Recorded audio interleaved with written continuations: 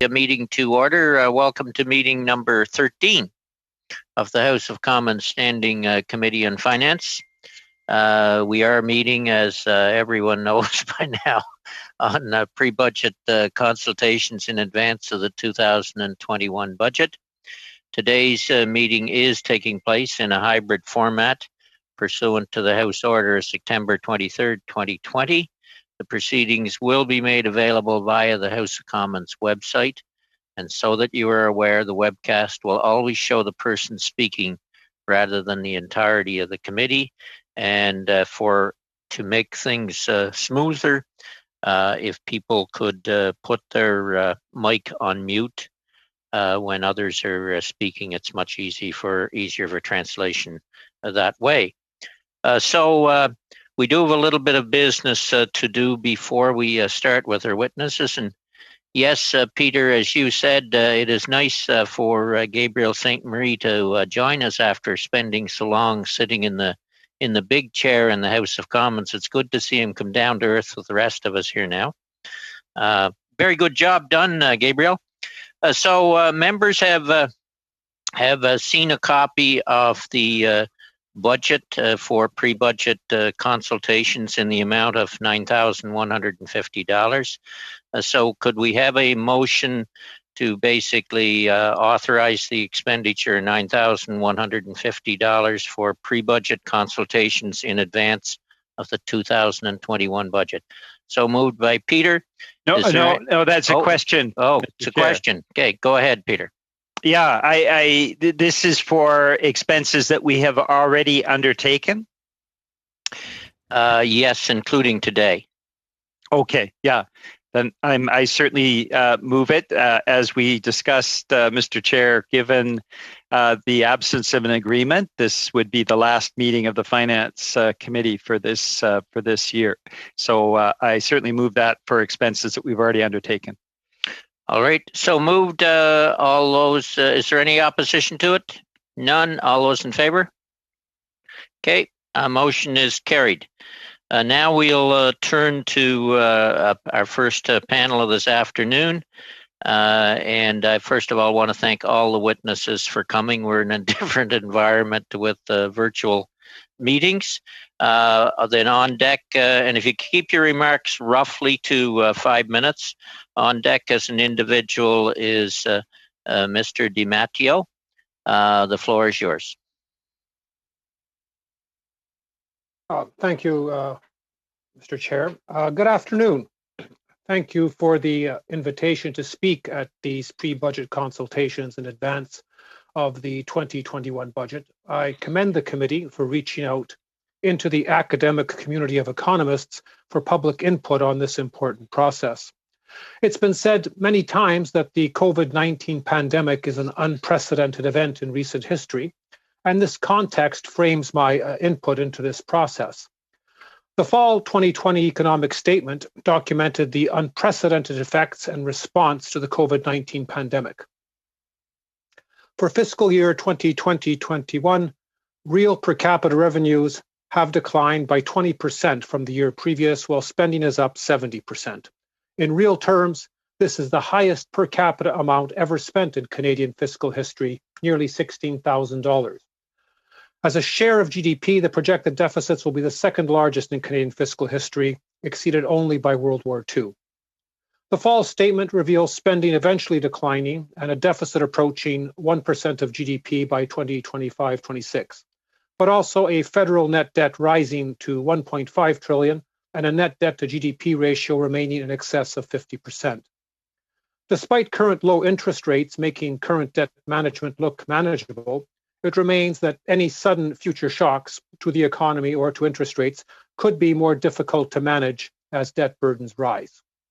The size of the initial fiscal response to the onset of the pandemic in the February to April period of 2020 was appropriate. However, the continuing unprecedented fiscal response generated results that have not paralleled the fiscal support provided.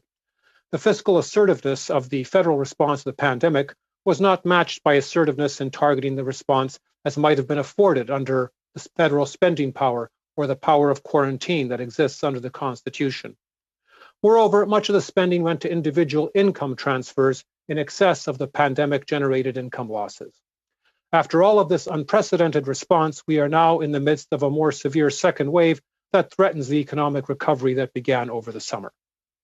The federal 2021 budget must learn from the past and better target any additional projected fiscal response with a view to long-term economic recovery and growth. The additional spending must be directed towards productivity-boosting investments. Even prior to the pandemic, the business investment to GDP ratio had been faltering. While the short-term income support provided at the peak of the pandemic was important, if we are to continue to spend at these record levels, there must be more to show for it. Government spending priorities should be directed towards initiatives for boosting our long-term productivity via investment in physical and human infrastructure. Public infrastructure in roads and transport, bridges, communications, schools, healthcare, water, sewer, and environmental systems all require investment.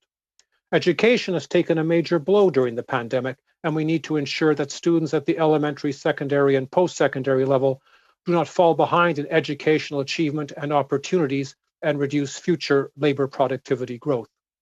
Then there is the matter of our national defense and security in a more multipolar and unstable world that requires equipment and resources and vision. And there is a need for private sector investment in sectors producing goods and services that we can export and continue to earn our way in the world. If our export markets falter and our incomes drop, there will be no international emergency response benefit payments offered to us. The federal government, therefore, should work with the private sector in assessing its investment needs. Historically, excessively large amounts of government spending are not well correlated with long-term economic growth. It's not that government cannot help the economy. However, effective government requires knowing when to spend and when not to spend, and more importantly, what to spend the money on. If we are to embark on a program of infrastructure spending, we must ensure that projects with the best return are selected. Assorted public projects should be assessed by an arm's-length panel of key leaders with expertise in business, accounting, engineering, and economics, who can make recommendations in areas of national interest. It would be extremely unfortunate if federal infrastructure money flowed to community or sports centers rather than, say, roads and sewers, simply because shovel-ready plans exist for the former and not the latter. Thank you very much for the opportunity to speak to you all, and I look forward to the discussion. Thank you very much, Mr. DiMatteo. Turning then to the Canadian Chamber of Commerce, Mr. Stratton, the floor is yours. Thank you, Mr. Chair and members of the committee. It's a pleasure to be here virtually today. In the middle of a once-in-a-century pandemic and a second wave, it is difficult to think beyond confronting the immediate effects of COVID-19. However, even as we continue supporting each other today, we must also begin looking over the horizon to the post-COVID-19 world. We need to start planning how our country and our economy can emerge stronger. Full recovery is a long way off, but recovery starts with resilience. The emergency supports provided have spared many Canadian businesses from economic disaster and will help many Canadians through a challenging winter. Measures like the Canada Emergency Wage Subsidy and the Canada Emergency Business Account have provided urgently needed assistance to Canadian workers and businesses, helping to ensure they will be there to propel our economic recovery. However, these pandemic-related fiscal supports have come at an enormous cost that's estimated at over $250 billion so far, and their cost will continue to mount for the coming months and beyond. The burden of carrying the cost will be borne by an economic infrastructure that has been badly damaged. And so as we prepare for a significant majority of Canadians to be vaccinated, Canada must also prepare for a transition away from a subsidy-based crisis response toward economic stimulus and getting Canadians back to work while ensuring their health and safety. All Canadians understand the need for one-time emergency spending to support people and businesses through the crisis, but now is not the time to add permanent new spending programs that will mortgage the future of the next generation of Canadians by creating structural deficits. And so we will need to encourage investment and business activities that will create jobs and generate the revenue needed to offset the extraordinarily high levels of public spending during the emergency. And this will be no easy task. Over the coming months and years, our international competitors will be fixated on attracting investment and creating jobs. For Canada's recovery plan to succeed, our policymakers will need a singular focus on economic fundamentals and on promoting growth. Governments must be as agile and determined in pursuing economic growth as they have been in responding to the virus. The recommendations in our pre-budget submission, developed in partnership with our vast network of over 450 chambers of commerce and boards of trade and more than 100 of Canada's business associations, lays out 8 policy areas and specific measures that our political leaders must consider to ensure a sharp and lasting recovery. Almost 600,000 Canadians are still unemployed due to the pandemic, and priority number 1 needs to be getting them back to work to drive our recovery. This will require getting local labor market data on what skills employers are demanding and developing talent pipelines with educational institutions at the community level to fill these needs. At the same time, the latest data show that there are also 70,000 fewer businesses in Canada than there were pre-pandemic. Creating the significant amount of business openings and reopenings that will be necessary for recovery will also require a focus on harnessing our tax system for growth. For example, a temporary consumption tax holiday to spur local purchases or pausing the alcohol escalator tax. It will also require adopting technology and innovation, strengthening supply chain resiliency, reducing regulatory burdens, ensuring a resilient resource sector, planning for small business continuity, and strengthening public health infrastructure. We asked the government to work closely with the business community in developing a roadmap for a business-led recovery. A growth-focused plan with a clear fiscal anchor based on broad consultation will unlock economic capacity, fuel job creation, and promote new business investment. By working together, we can forge a path to recovery that is inclusive, environmentally responsible, and innovative. Just as every downturn is first felt on Main Street when the lights begin to go out, every recovery starts when the open signs begin to reappear. And for all the uncertainty about what to do, we know one thing for sure, that the true measure of every recovery is job growth, and everyone recovers when business recovers. So thank you for the opportunity to meet with you this afternoon, and I look forward to our discussion. Thank you very much. And also thank you for your submission prior to the middle of August. All those recommendations will be considered as well. Turning then to Fitness Industry Council of Canada, Mr. Wilderman, President. And thank you, Mr. Wilderman, for coming before the committee on very, very, very short notice. The floor is yours. Thank you. I really appreciate the opportunity, and this is definitely something that I would make time for. So the fitness industry has been decimated by the COVID-19 closures and restrictions. So just to give context, currently facilities that are open are operating approximately at 50% revenue pre-COVID. Facilities that are closed are operating at less than 10% revenues. Yet we still have significant fixed cost bases. We will say that we, on behalf of our members, we do appreciate the queues and the rent support. Many of the caps that were in place have been lifted. Companies are still experiencing hardships with remaining rent, wages, small business loans, property taxes, along with the debts incurred from securing PPE and enhanced cleaning and safety measures. However, our operators across the country are looking to the future. We're looking to do our part for the collective health and wellness of Canadians. So today I am here to speak to you about how our industry can be part of the solution to help Canadians be well and thus be productive. We know exercise has many health benefits, well documented and researched through organizations such as Exercise is Medicine Canada. We know that physical activity and exercise will reduce hypertension by 33 to 60%, reduce incidences of diabetes by 25 to 58%, reduce incidences of cardiovascular disease by 33 to 50%, reduce risk of stroke by 31 to 45%, reduce risk of some cancers by 30 to 60%, reduce mortality and risk of recurrent breast cancer by 25 to 50%, reduce the risk of developing Alzheimer's by 40%, reduce the risk of anxiety and depression, actually treating anxiety and depression as effectively as medication or cognitive behavioral therapy, and reducing premature death by 31 to 65%. We know that COVID-19 complications have been largely associated with folks who have one or more chronic conditions. We know there is a coming tsunami of anxiety and depression, especially as the recent lockdowns are occurring during the shortest and darkest days and effectively canceling the holiday season for many households. So how can we be part of the solution? As an industry, we would like to partner with government and provide the following.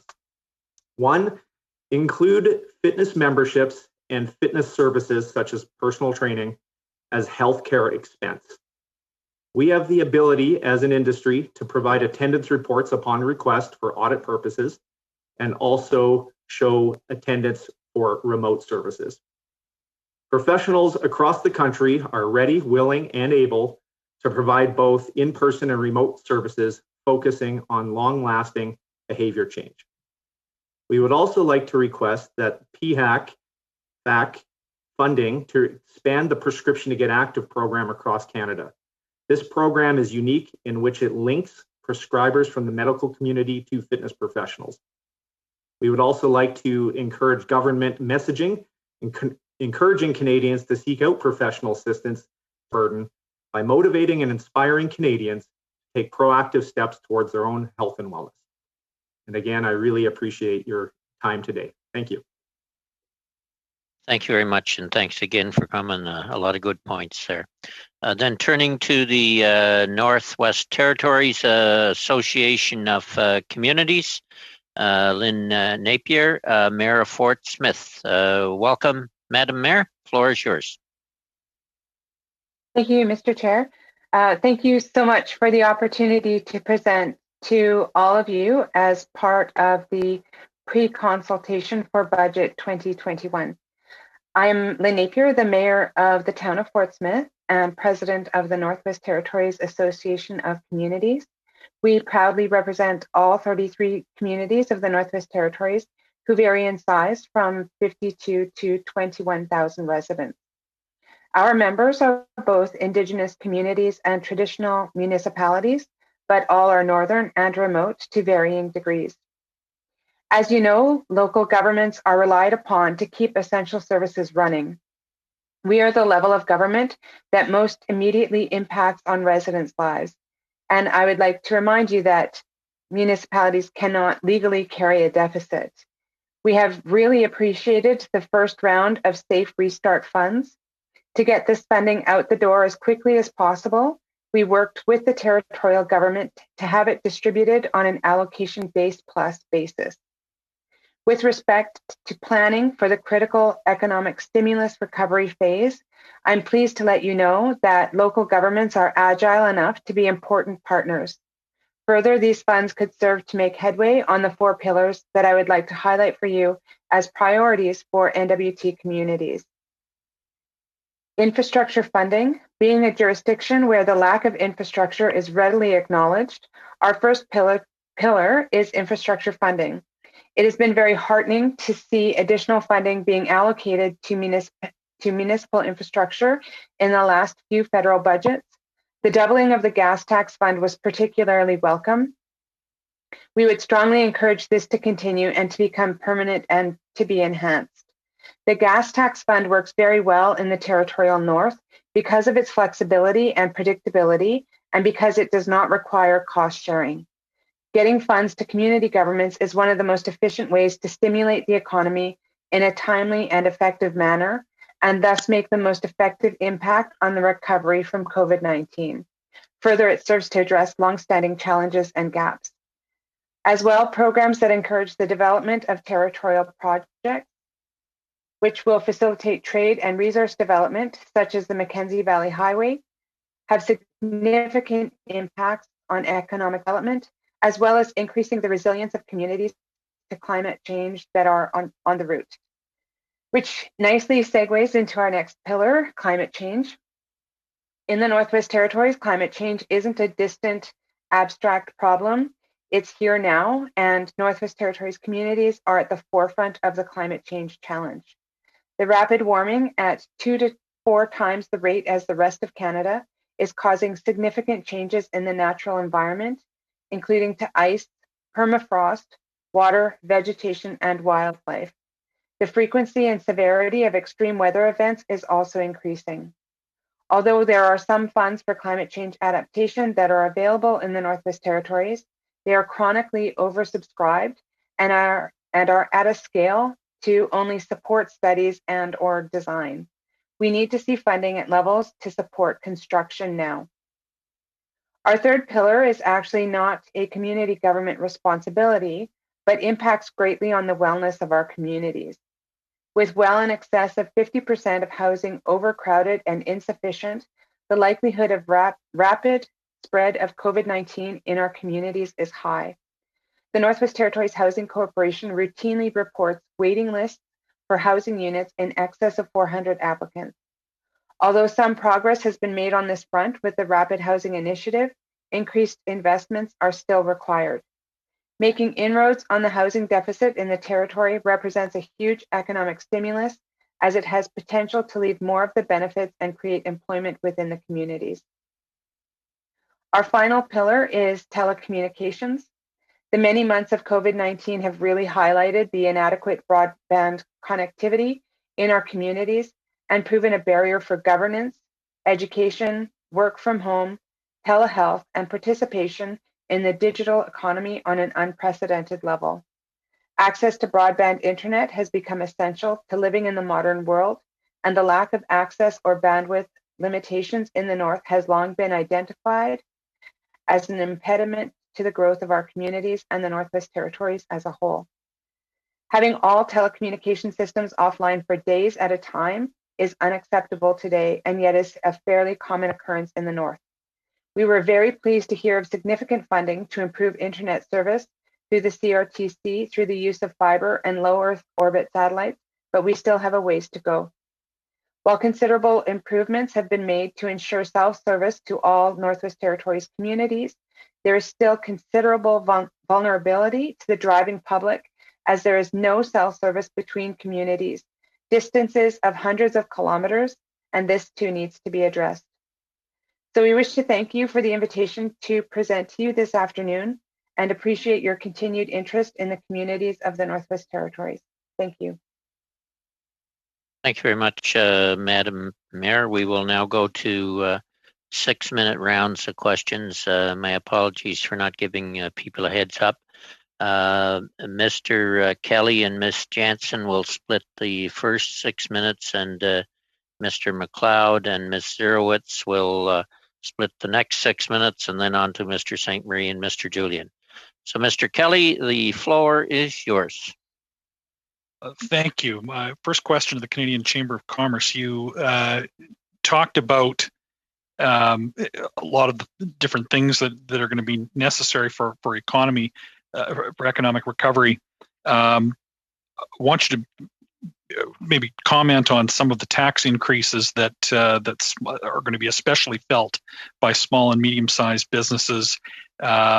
Maybe perhaps you can start in particular with the excise escalator, which automatically kicks in. Would you recommend to this committee perhaps that things like the excise escalator, the increases to the carbon tax, and increases to payroll deductions that are borne also by businesses be suspended in the name of economic recovery? Thanks for the question, and I'll start with the escalator, the alcohol escalator tax, which we do believe should be paused. I'm not sure I know too many policy experts out there that thinks that it's good tax policy to have a tax that goes up every year in perpetuity without any end in sight or without a motivation for it, and particularly in the middle of the largest economic downturn in almost a century.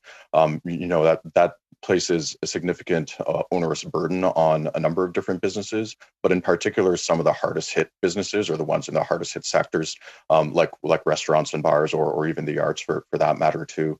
And so that is definitely something that we have been advocating for very strongly, and believe that should be put on pause before it comes into place, I believe, next April. And so, within this context, we're certainly calling for a number of different tax changes. And I know a number of different business associations have been calling for comprehensive review for quite a while. I'm not sure if the middle of the pandemic is the best time for structural review of the tax system. And so we've been putting that off ourselves. But when it comes to short-term things that governments can do when it comes to the tax system to help get us out of this, there are a lot of different options. In terms of helping individual Canadians, simplifying tax filing so that every Canadian can access their tax benefits, for instance, by automatically filing simple tax returns, enhancing the GST and HST or low income credit for all Canadians would be very useful. We certainly appreciated the elimination of the T2200 forms that was announced in the fall economic statement for people working from home, which was a form that employers had to fill out. Looking at simplifying the tax on split income rules would be very useful for small businesses within this current context as well. We actually have brought together some of the best tax experts in the country to come up with a list of 30 recommendations that we can do immediately for the tax system. I'd be happy to share that with the clerk of the committee. Thank you. A very quick one, Pat.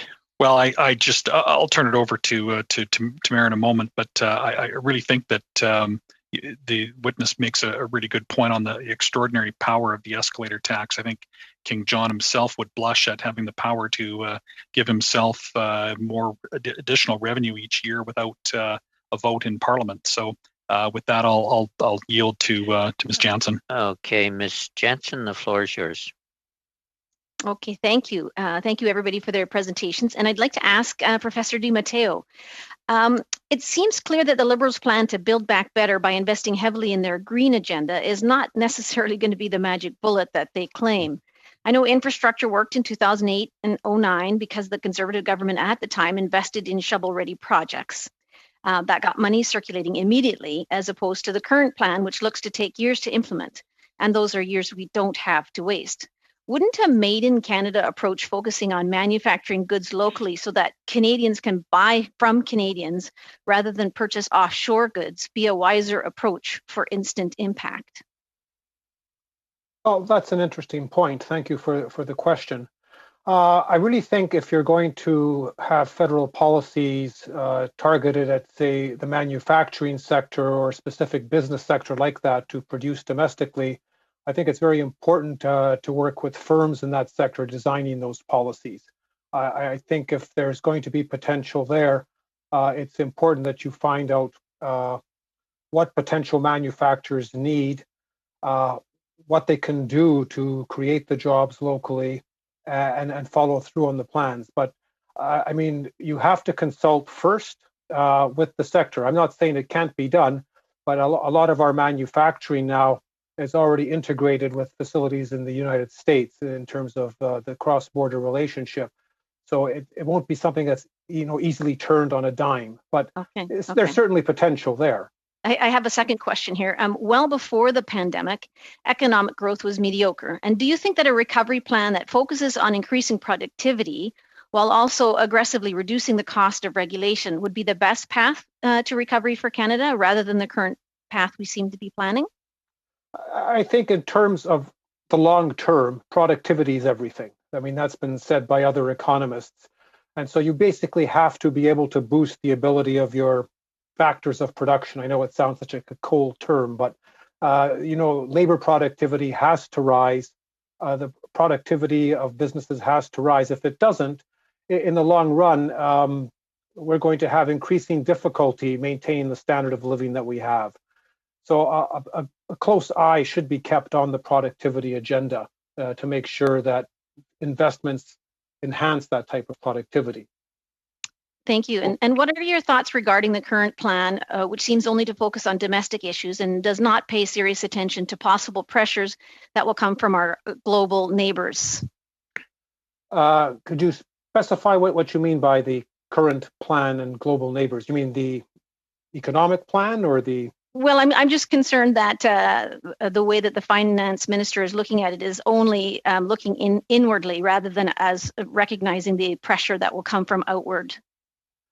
Well, I guess I can't really read the mind of the finance minister, but essentially 30% of our output is exports. I mean, 30% of our national income is exports.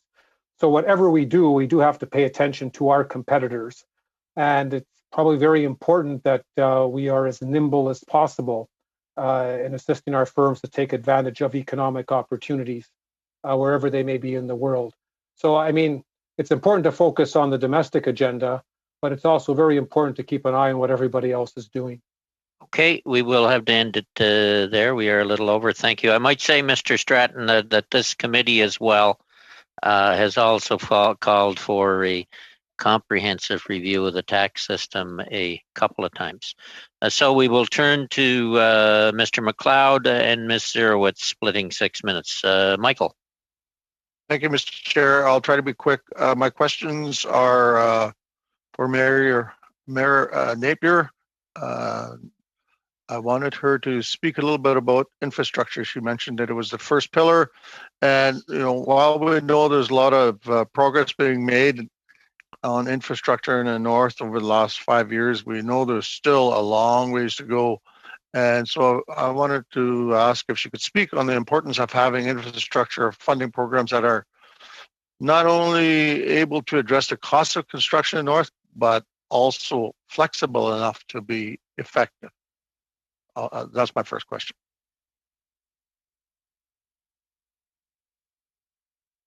Madam Mayor, your mic is on.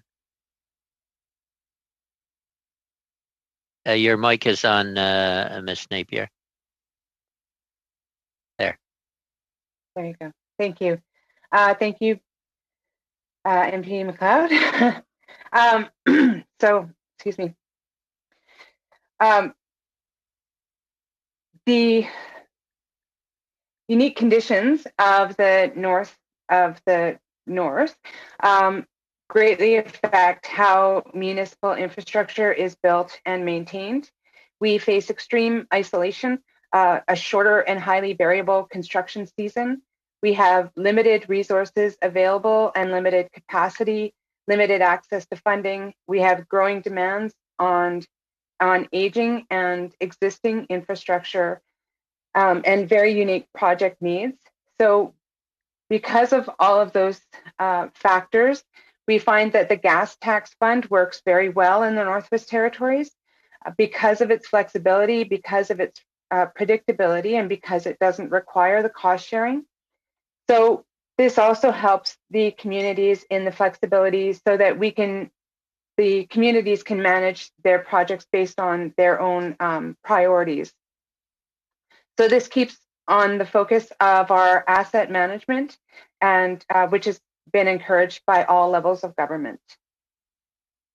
Okay, my second question, if I got time, is around connectivity. The Prime Minister last month announced $750 million in new funding to get 98% of Canadians connected to high-speed internet by 2026. What recommendations would you have to make sure northern communities are able to benefit as much as possible from this funding?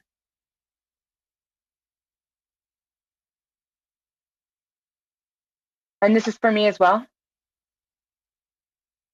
We've got you. Go ahead.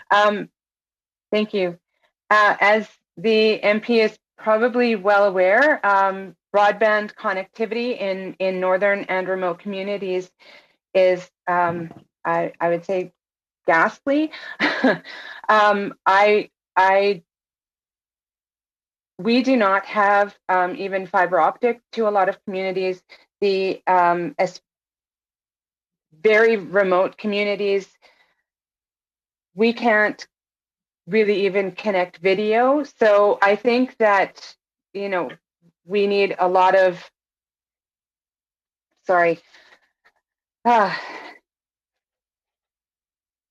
we face challenges all across the north, connecting our governments on instead of going,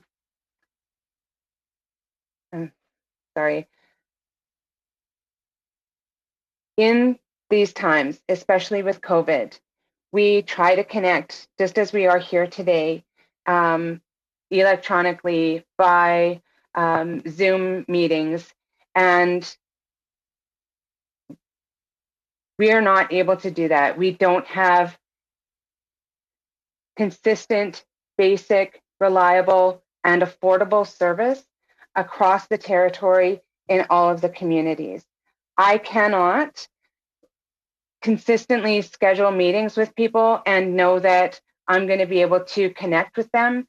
We have the same problem with schools, where schools are trying to do education remotely, but it is unaffordable for a lot of families. It is unreliable. We are not, and to that end, a lot of families face economic difficulties where they don't have their own equipment to be able to connect. So affordability, I would say, is number one. Getting the fiber optic or the low Earth orbit satellites, whatever we need to do to get connectivity to the north so that we can even become on par to what is available to the south right now. Okay, we will have to end it there. Thank you. Madam Zerowitz. Yes, thank you so much, Mr. Chair. Thanks to everyone for the interesting presentations. My questions are going to be directed to Mr. Stratton at the Canadian Chamber of Commerce.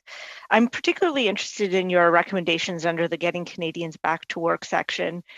You talk about labor market strategies and real-time data. One of the things we've heard about is that we actually don't collect local and regional skills and labor data. Could you just confirm that's correct and that it's important for us to do so? Absolutely, I confirm that's correct, and it would be very important for any economic recovery plan to have that data. Okay, and the second question I have for you is this is odd to say, but there's a huge often disconnect between the jobs that are out there and then employers. So sort of matching the employers with the employees. How is it that the federal government can be helpful on this moving forward? So I think what's going to be very important is creating collaboratives of employers at the local community level, because there are different, we know what, when it comes to what skills are being supplied in the labor market, we generally know, we have information on that. We don't necessarily know what skills are being demanded by employers. And so if we can bring together employers at the local community level to be able to talk about what skills they're going to need looking forward, and to be able to create labor pipelines or talent pipelines with educational institutions in those communities to fill those needs, then that can be a really a key program that will be able to bring Canadians back to work. And that's something you see the federal government being able to do? Absolutely. And we have been looking at a model that's been done by the U.S. Chamber of Commerce down south. It's been piloted in 30 different states very successfully, and bringing that up to Canada with potentially 150 different pilot projects across the country. Okay. We will have to end it there. Okay. No, you were already a little over a minute over.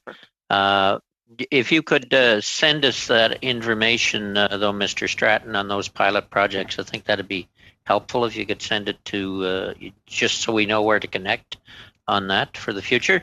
Okay, then turning then to Mr. St. Marie. Mr. Speaker, Mr. St. Marie, floor is yours. Merci, Monsieur le Président. Donc, premièrement, Thank you, Chair. I would like to start by welcoming the witnesses and thanking them for their very interesting presentations. My first questions are for Ms. Lapierre, the Mayor of Fort Smith and the President of the association that represents the Northwest Territory communities. I found your presentation and your answers to Mr. McLeod's questions very touching. I would like to pick up the idea of connectivity and internet access. We know in 2020 and even back in 2000, it should have been considered an essential service, and it's even more essential during the pandemic. You gave examples of the importance of being able to meet over Zoom, for example. And if I understood correctly, the communities that you represent do not have the fiber optic internet services they require. Is that right?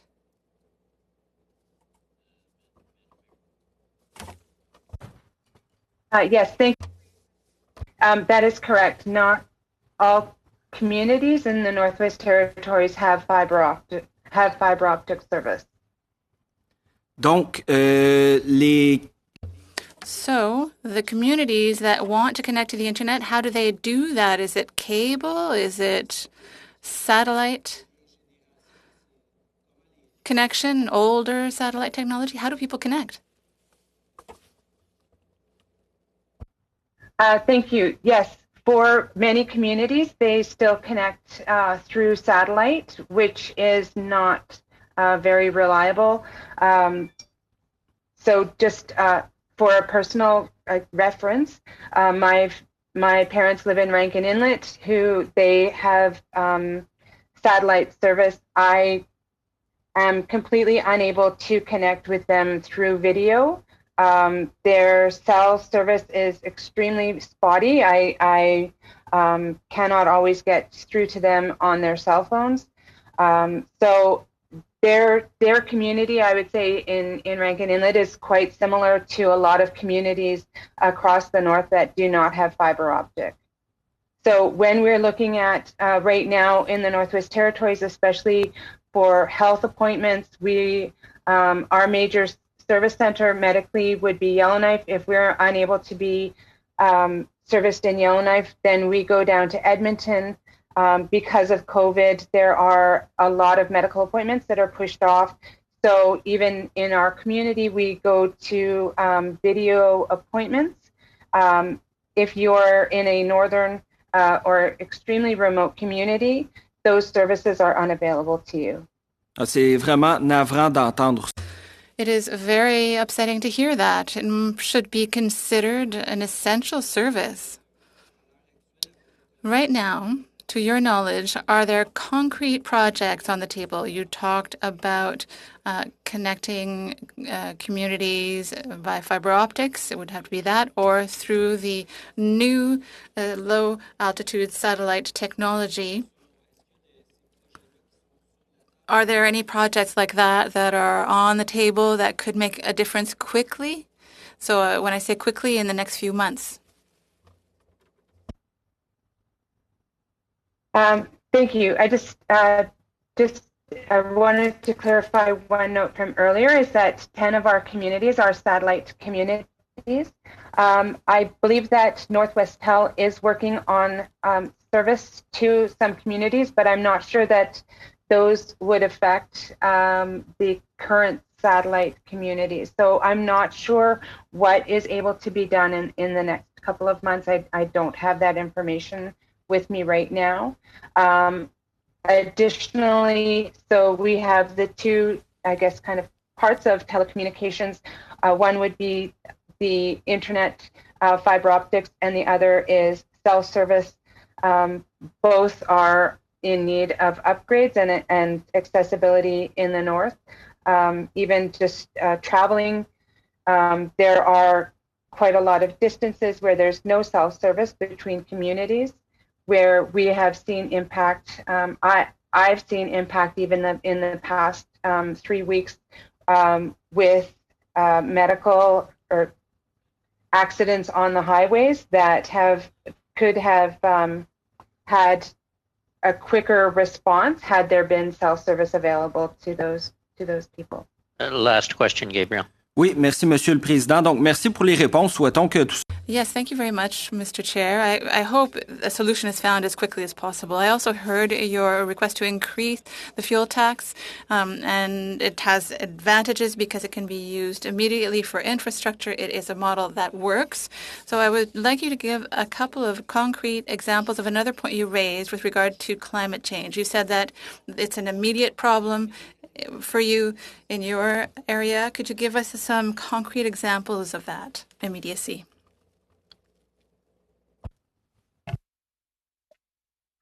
Thank you. I think probably one of the in my own community, I can talk about the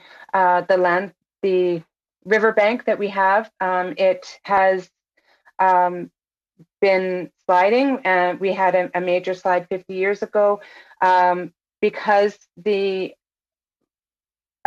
impacts of climate change with permafrost across the north, with rising water levels. We are seeing in communities like Tuktoyaktuk, where the water is advancing into the community. Buildings are having to be pulled back from the shoreline. This year we had water levels that have been, and I'll say the word for 2020 has been unprecedented. The Great Slave Lake, which is one of the largest lakes in Canada, was I think 5 feet higher than normal. The Mackenzie River was high, the Slave River was high. Almost a lot of our communities are on those rivers, the Hay River, the Mackenzie River, the Slave River, on the lakes, and these are all affecting our community infrastructure, our water intake, our sewer systems. So there, I think, is not any community that is unaffected by climate change in the Northwest Territories. Thank you very much, Madam Mayor. We will now go to Mr. Julian, who will be followed by Mr. Polyev. Mr. Julian. Thanks very much, Mr. Chair, and thanks to all our witnesses for being here today. And we certainly hope that you and your loved ones are safe and healthy during this pandemic. I'd like to start with you, Mayor Napier. And I'd love to shout out to 2 residents of Fort Smith, my former roommate Dennis Bevington and Joan Bevington. If next time you see them in Fort Smith, if you could say hi, I'd appreciate that. You've spoken very eloquently about climate change, about the lack of connectivity and the lack of housing. And this week, of course, the Parliamentary Budgetary Officer revised his estimate of the cost of the Trans Mountain Pipeline. It's construction costs now revised most probably $14 billion. And of course, we know that Canadian taxpayers will lose a lot of money on that. That's another conclusion of the PBO report.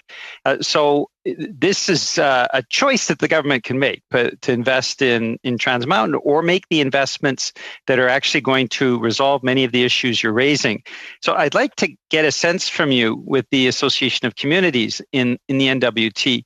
How much do you think it would cost in terms of meeting the response on clean energy to make sure that Northwest Territories and northern communities are actually part of clean energy grid and have those options available to them? How much would it cost to meet housing requirements and to address the housing shortage in the north and in NWT? And for telecommunications, to get communities interconnected, are there any costs as well on that? I'd just like to get a sense of what it would take to resolve those issues in the north.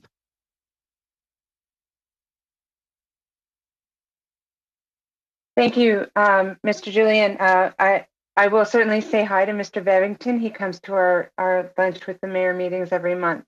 I'm sorry that I don't have the cost of what that would be. Certainly, it is far less than $14 billion. We know that housing across the territory is dire. We have what we call a lot of hidden homeless, where people are not homeless to the same circumstances that you would see in the south, where we have overcrowding of housing units at an extreme level. And just as we've seen in Nunavut in the past month, what happens is if we have an outbreak of COVID, because of the interconnectedness of the communities, it will spread. And we don't have the same medical services that you have down south, which again are overtaxed already for the people that are being serviced. The dire state of housing inadequacy will require an extraordinary allocation of federal funds to overcome the deficit of housing supply in the Northwest Territories. And a long-term federal funding commitment is critical to address the unmet housing needs. I am very sorry that I don't have numbers for you today, but we can certainly look into that and get something to the committee as best that we can. Thank you so much. Thank you for your response. I'm going to move to Mr. Wildman.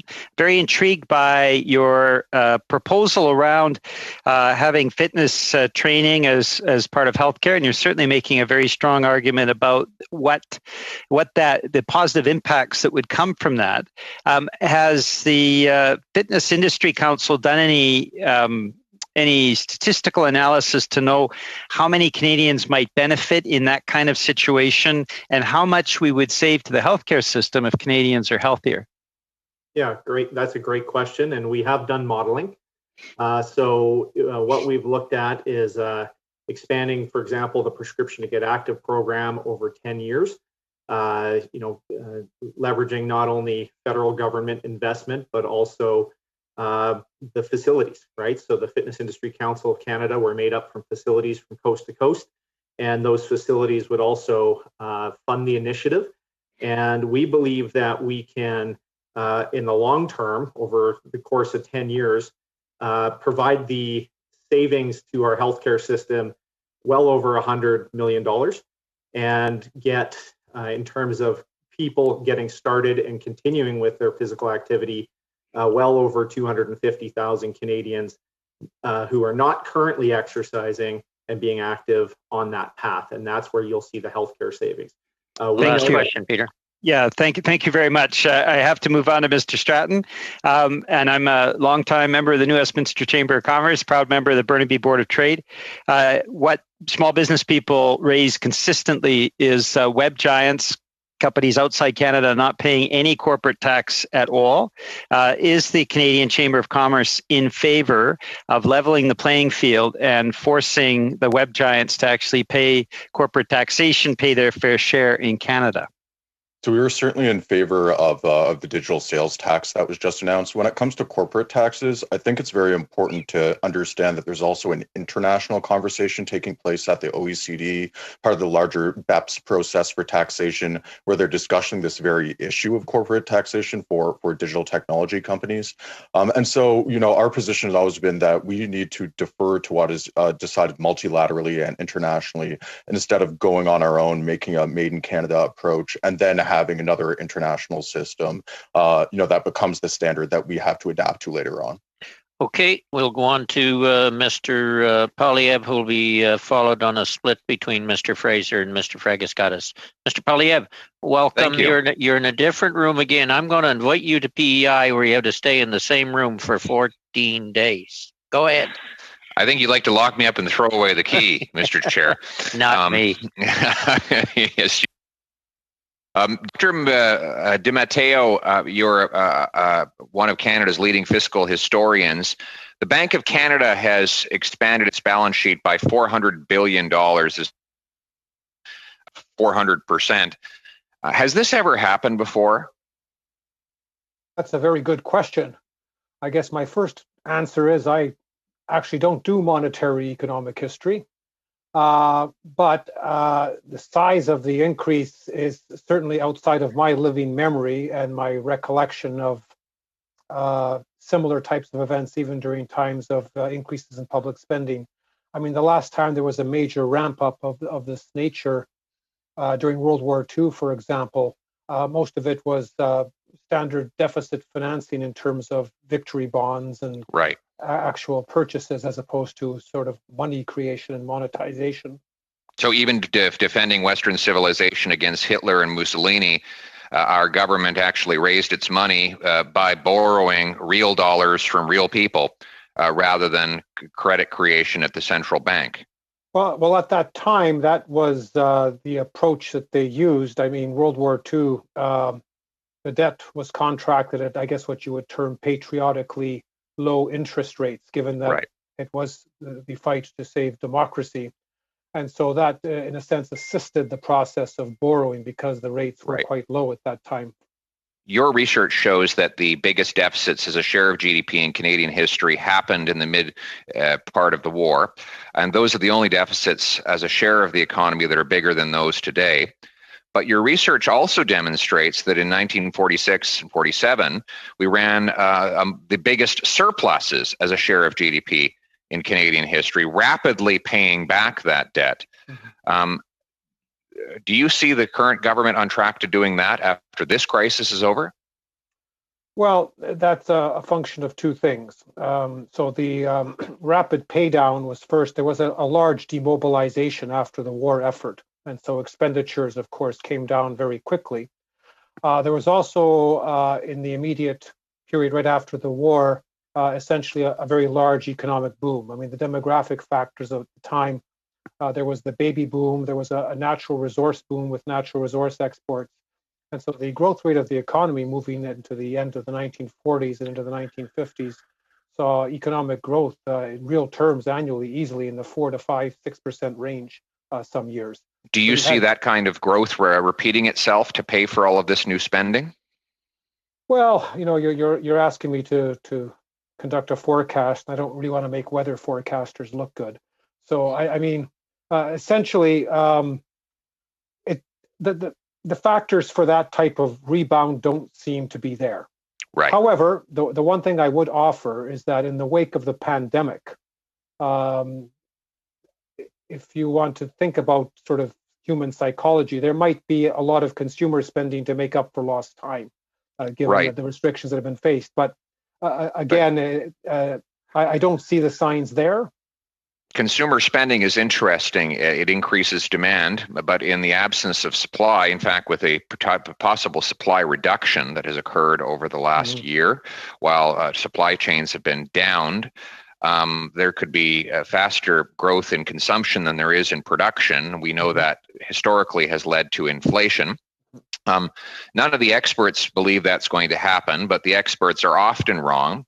In 1978, there was both high unemployment and high inflation at the same time, leading interest rates to move from 8% to 22% in 24 months, with no prediction of that from the experts, and without the Bank of Canada ever anticipating it.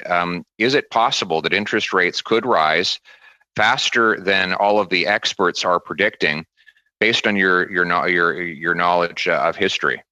Well, let me answer that two ways. Unpredicted changes can happen. No one predicted the pandemic and its effect on the economy. And the other thing you have to keep in mind is that what's happened over the last 20 years, inflation has been low.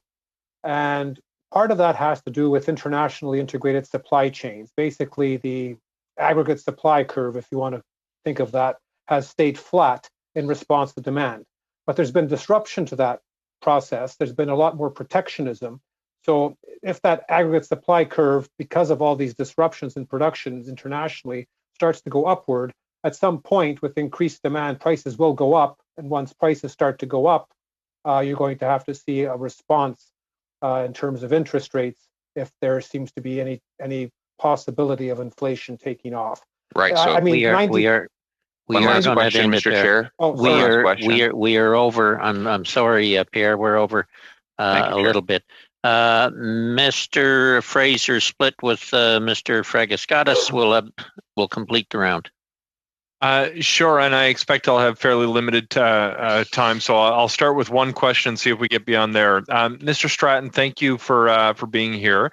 One of the things that you mentioned during your testimony is that the success of our response in the long term may depend on ensuring that some of the emergency measures we put in place are temporary, though they may be necessary now. We don't want to create a structural deficit more than is essential to float households and businesses through this pandemic. In many respects, I think that's sensible.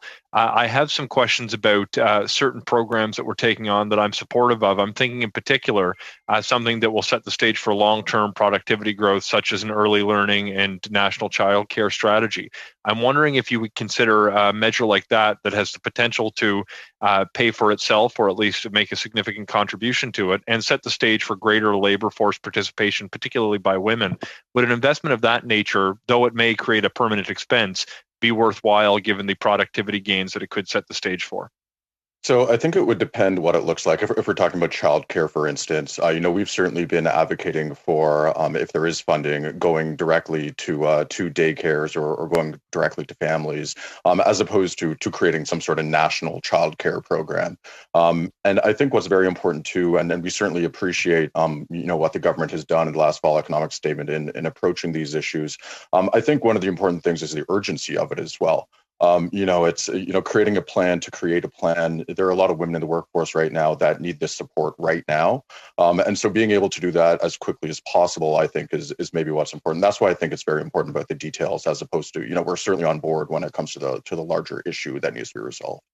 Well, I find it interesting, and I think there's certain measures we've adopted over the past few years, and even as recently as the fall economic statement, to give a boost to the Canada Child Benefit to get cash directly to the people who are going to be using it for childcare. When you're dealing with a supply problem, it's not as though you can simply create one more space when it's needed. Do you not think that an umbrella approach that brings the provinces together to set some sort of a national strategy to ensure that we actually have both the supply that will meet the demand and the financial resources for families so they can afford that care at the end of the day is really what's important? A national strategy is very good, because we need to have all the provinces on board when it comes to this, and obviously there are jurisdictional issues when it comes to that. I would just certainly advocate that when we're putting together that national strategy, that it very much focuses on any funding going directly to childcare providers, and also that it's not creating a federal program for it, but looking at the jurisdictional issues and implementing it in that way. Okay, thank you, Mr. Fragiskatis. You'll let her wrap it up. Thank you very much, Chair. Thank you to the witnesses. Mr. Wilderman, a lot of interesting things put onto the table, and as these pre-budget deliberations will continue over the next few weeks, we will hear many recommendations from a variety of stakeholders across the country. What is, if you were to go back to your testimony, what is the key insight, the key recommendation that you want to give to the federal government? Messaging, supporting Canadians to be proactive with their healthcare and rewarding their initiatives with allowing them to write off or deduct their expenses against their income tax. Okay. That would be the number one priority.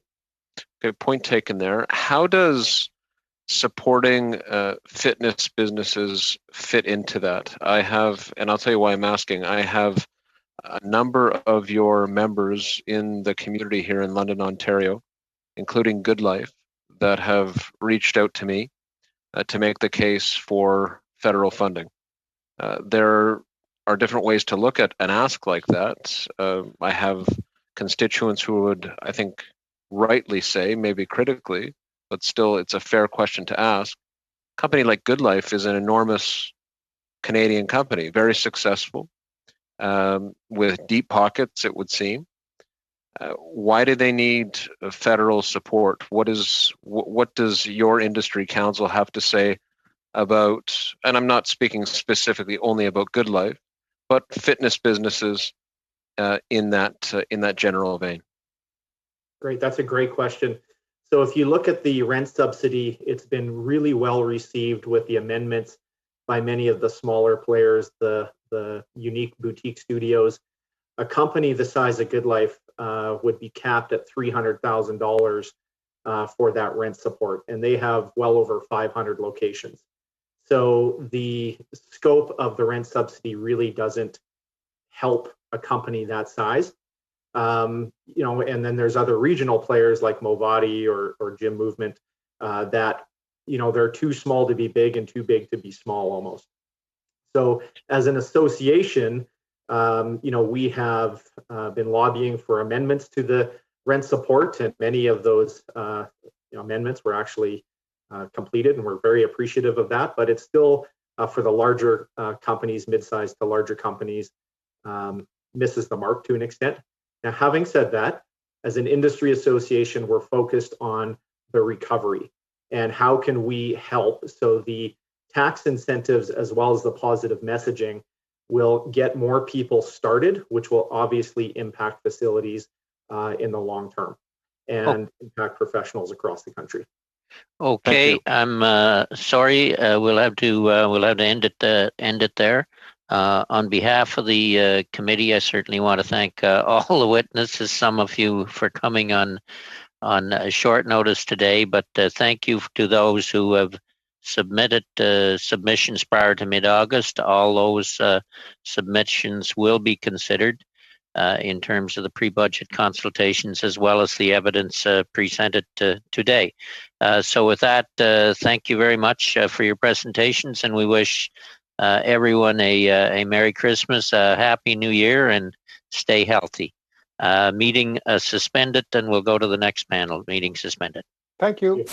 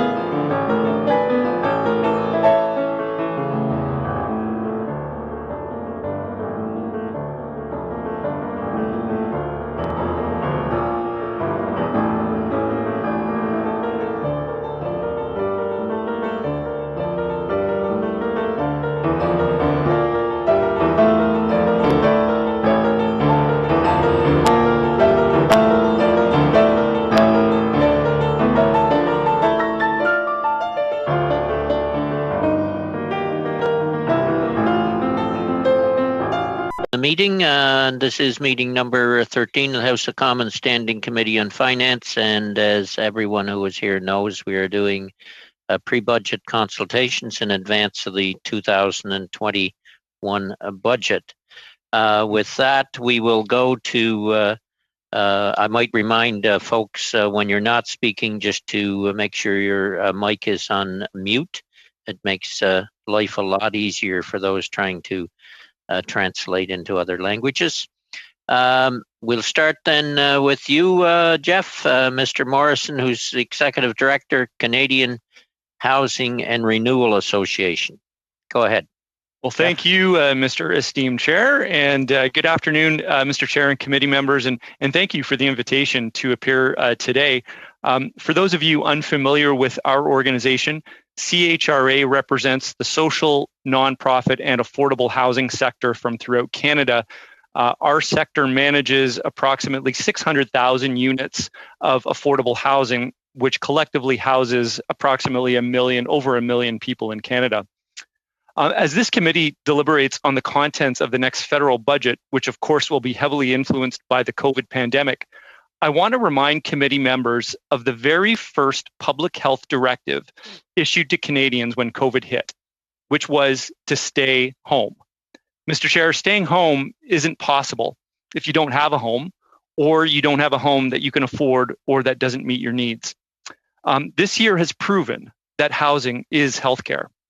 And that's why, as your committee examines the question of how we can build back better through the next budget, we would urge you to put housing at the core of a pandemic and a post-pandemic recovery package.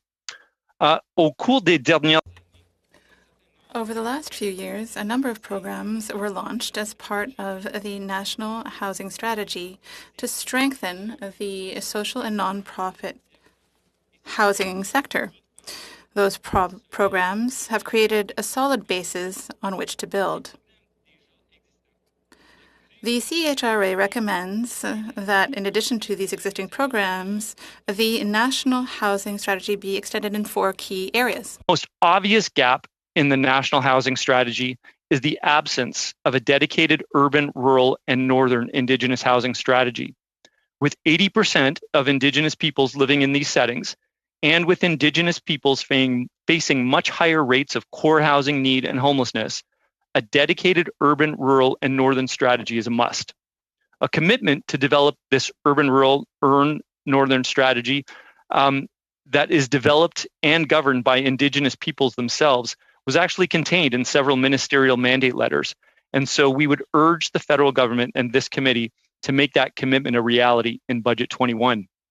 So second, in September, the government announced a new $1 billion rapid housing initiative, which I should add was a recommendation we had put in our original pre-budget submission issued this summer. And so we thank the government for acknowledging our advice in their announcement. We know from CMHC officials and speaking to our members that this program is receiving a significant number of applications, and therefore $1 billion is simply not enough. We would call for a minimum of $5 billion at minimum in additional funding to meet the demand and increase housing supply, and that the federal government enter into discussions with provinces and territories to provide the necessary social supports that are required for people that will be housed in these new units. Third, a program within the National Housing Strategy with significant untapped potential is the Federal Lands Initiative. This is currently a $20 million a year program that transfers surplus federal lands to housing providers to build affordable housing. This program could be significantly expanded to allow federal acquisition of provincial, territorial, municipal, even private sector lands so that they too can be transferred to affordable housing providers. All housing projects start with land, and so this would be a significant shot in the arm to accelerating affordable housing development. Et finalement, l'un des outils dont dispose. Finally, one of the tools that the CMHC has to increase the offer of affordable housing is the National Co-Investment Fund of $13 billion over 10 years, which gives grants and loans to renovate existing housing and to build new affordable housing. Access to this program is very problematic when it comes to the administrative aspect and the speed at which it can be accessed. And the grant to loan ratio can be very low. So we think that expanding this program would be a good step toward providing more overall offer, but only if it is streamlined with regard to its operations. As we understand, the CMHC has begun this streamlining, and we hope that this will provide a simpler and more rationalized process. And if there were more funds in the fund, it would be great as well. To conclude, in 2019, Parliament, all of you, recognized housing as a human right through legislation. This year has underscored the importance of housing to health and, of course, to well-being. The question isn't, should we put housing at the core of a post-pandemic recovery package? The question is, can we as a country afford not to? Thank you, Mr. Chair. Merci, and I look forward to your questions. Thank you very much, Mr. Morrison. Then turning to the Canadian Mental Health Association, Ms. Eaton, a national CEO. The floor is yours. Well, good afternoon, and thank you so much for having me here to speak with you today. I'm Margaret Eaton. I'm the national CEO of the CMHA, and we are a nationwide federation of 87 community mental health providers that deliver critical mental health promotion, prevention, and care to over 1 million Canadians across 330 locations annually. As you know, Canadians have been living through an unprecedented time of extreme national anxiety. A CMHA and UBC survey found that the pandemic has widened persistent mental health inequities, especially amongst those who are already vulnerable. The most recent wave of these results showed alarming levels of despair, suicidal thoughts, and hopelessness in the Canadian population.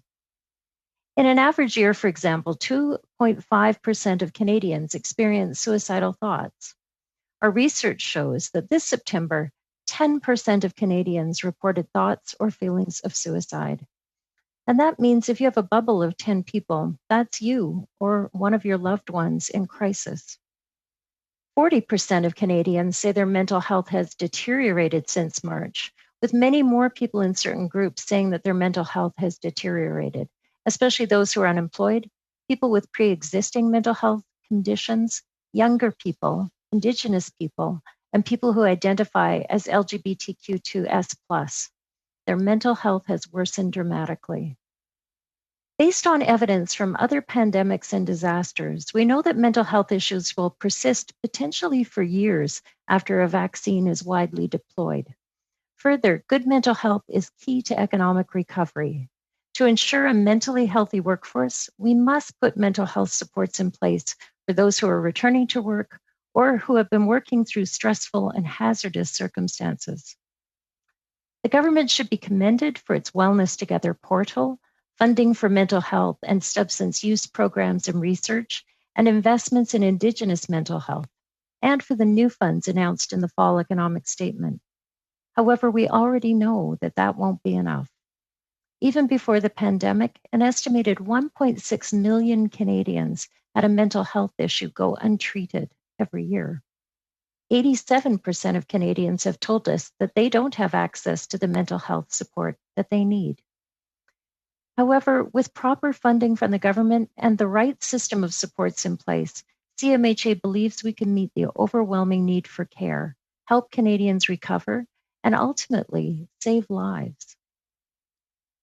In our pre-budget submission, we make 4 recommendations.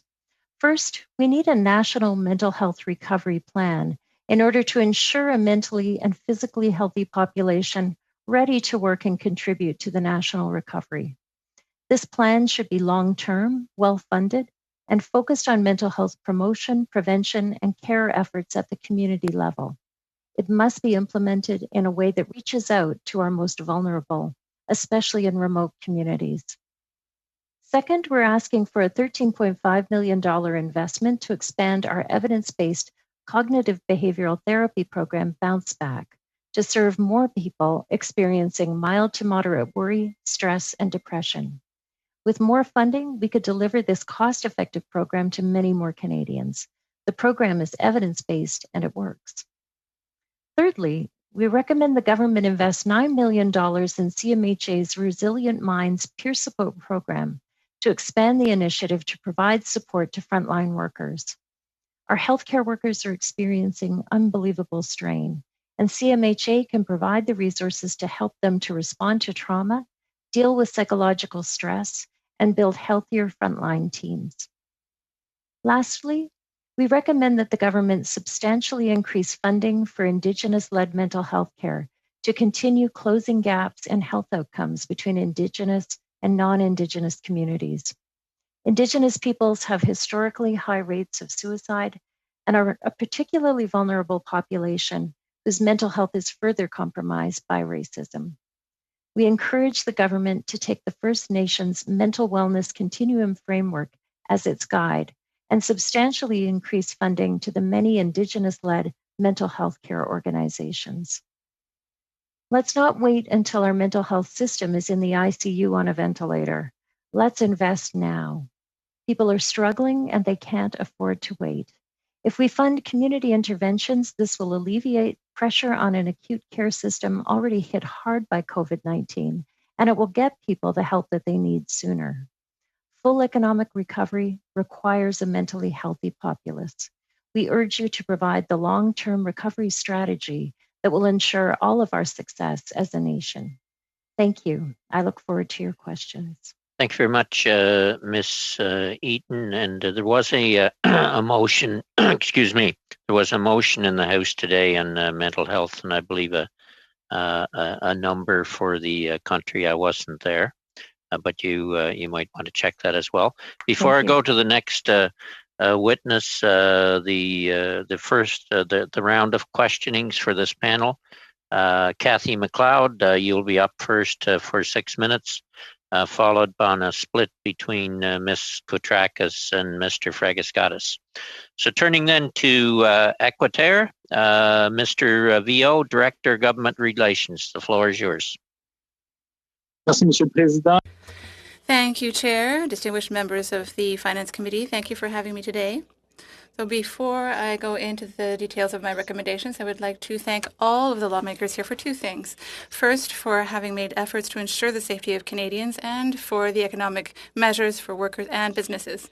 Then, with regard to also for supporting the principle of carbon neutrality through government bills or private members' bills. There is a great deal of work left to do to ensure that there are results and that there's accountability in 2025, but we will get there. When there's a will, there's a way.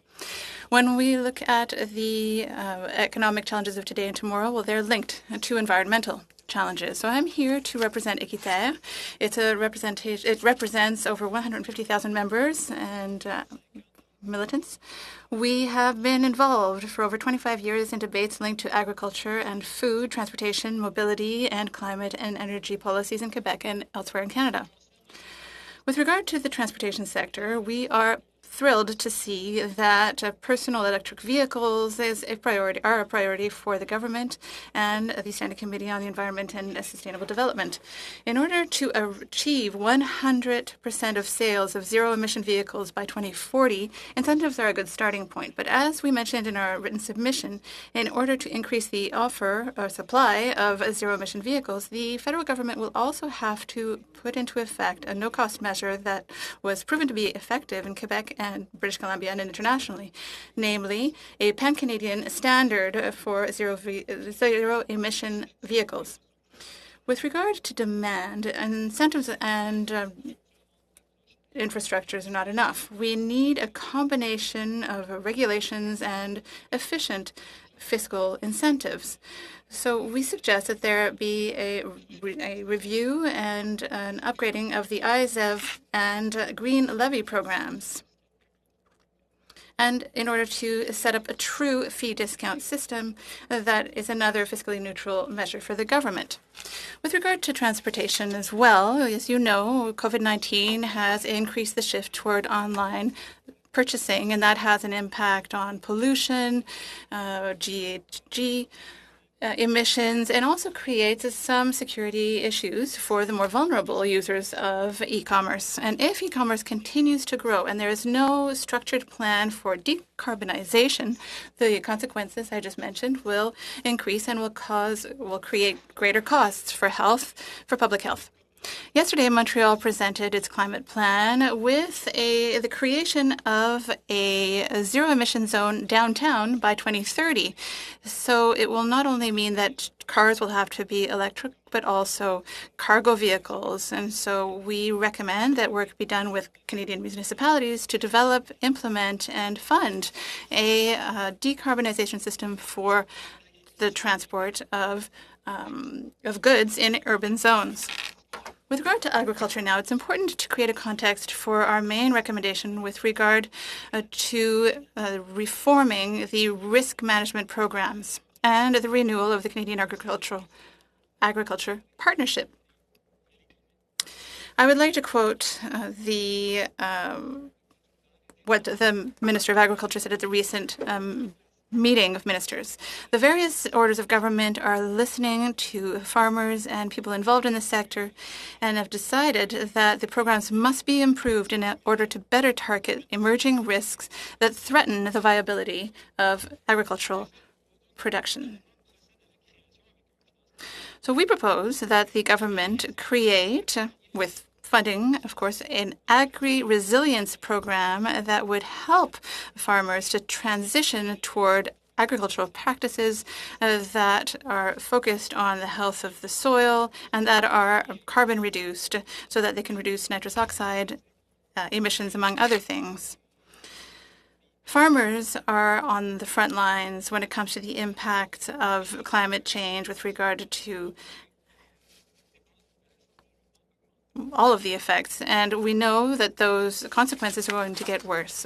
We were very pleased to hear in the fall economic statement that there would be $98 million over 10 years invested in the new fund for natural climate solutions for agriculture.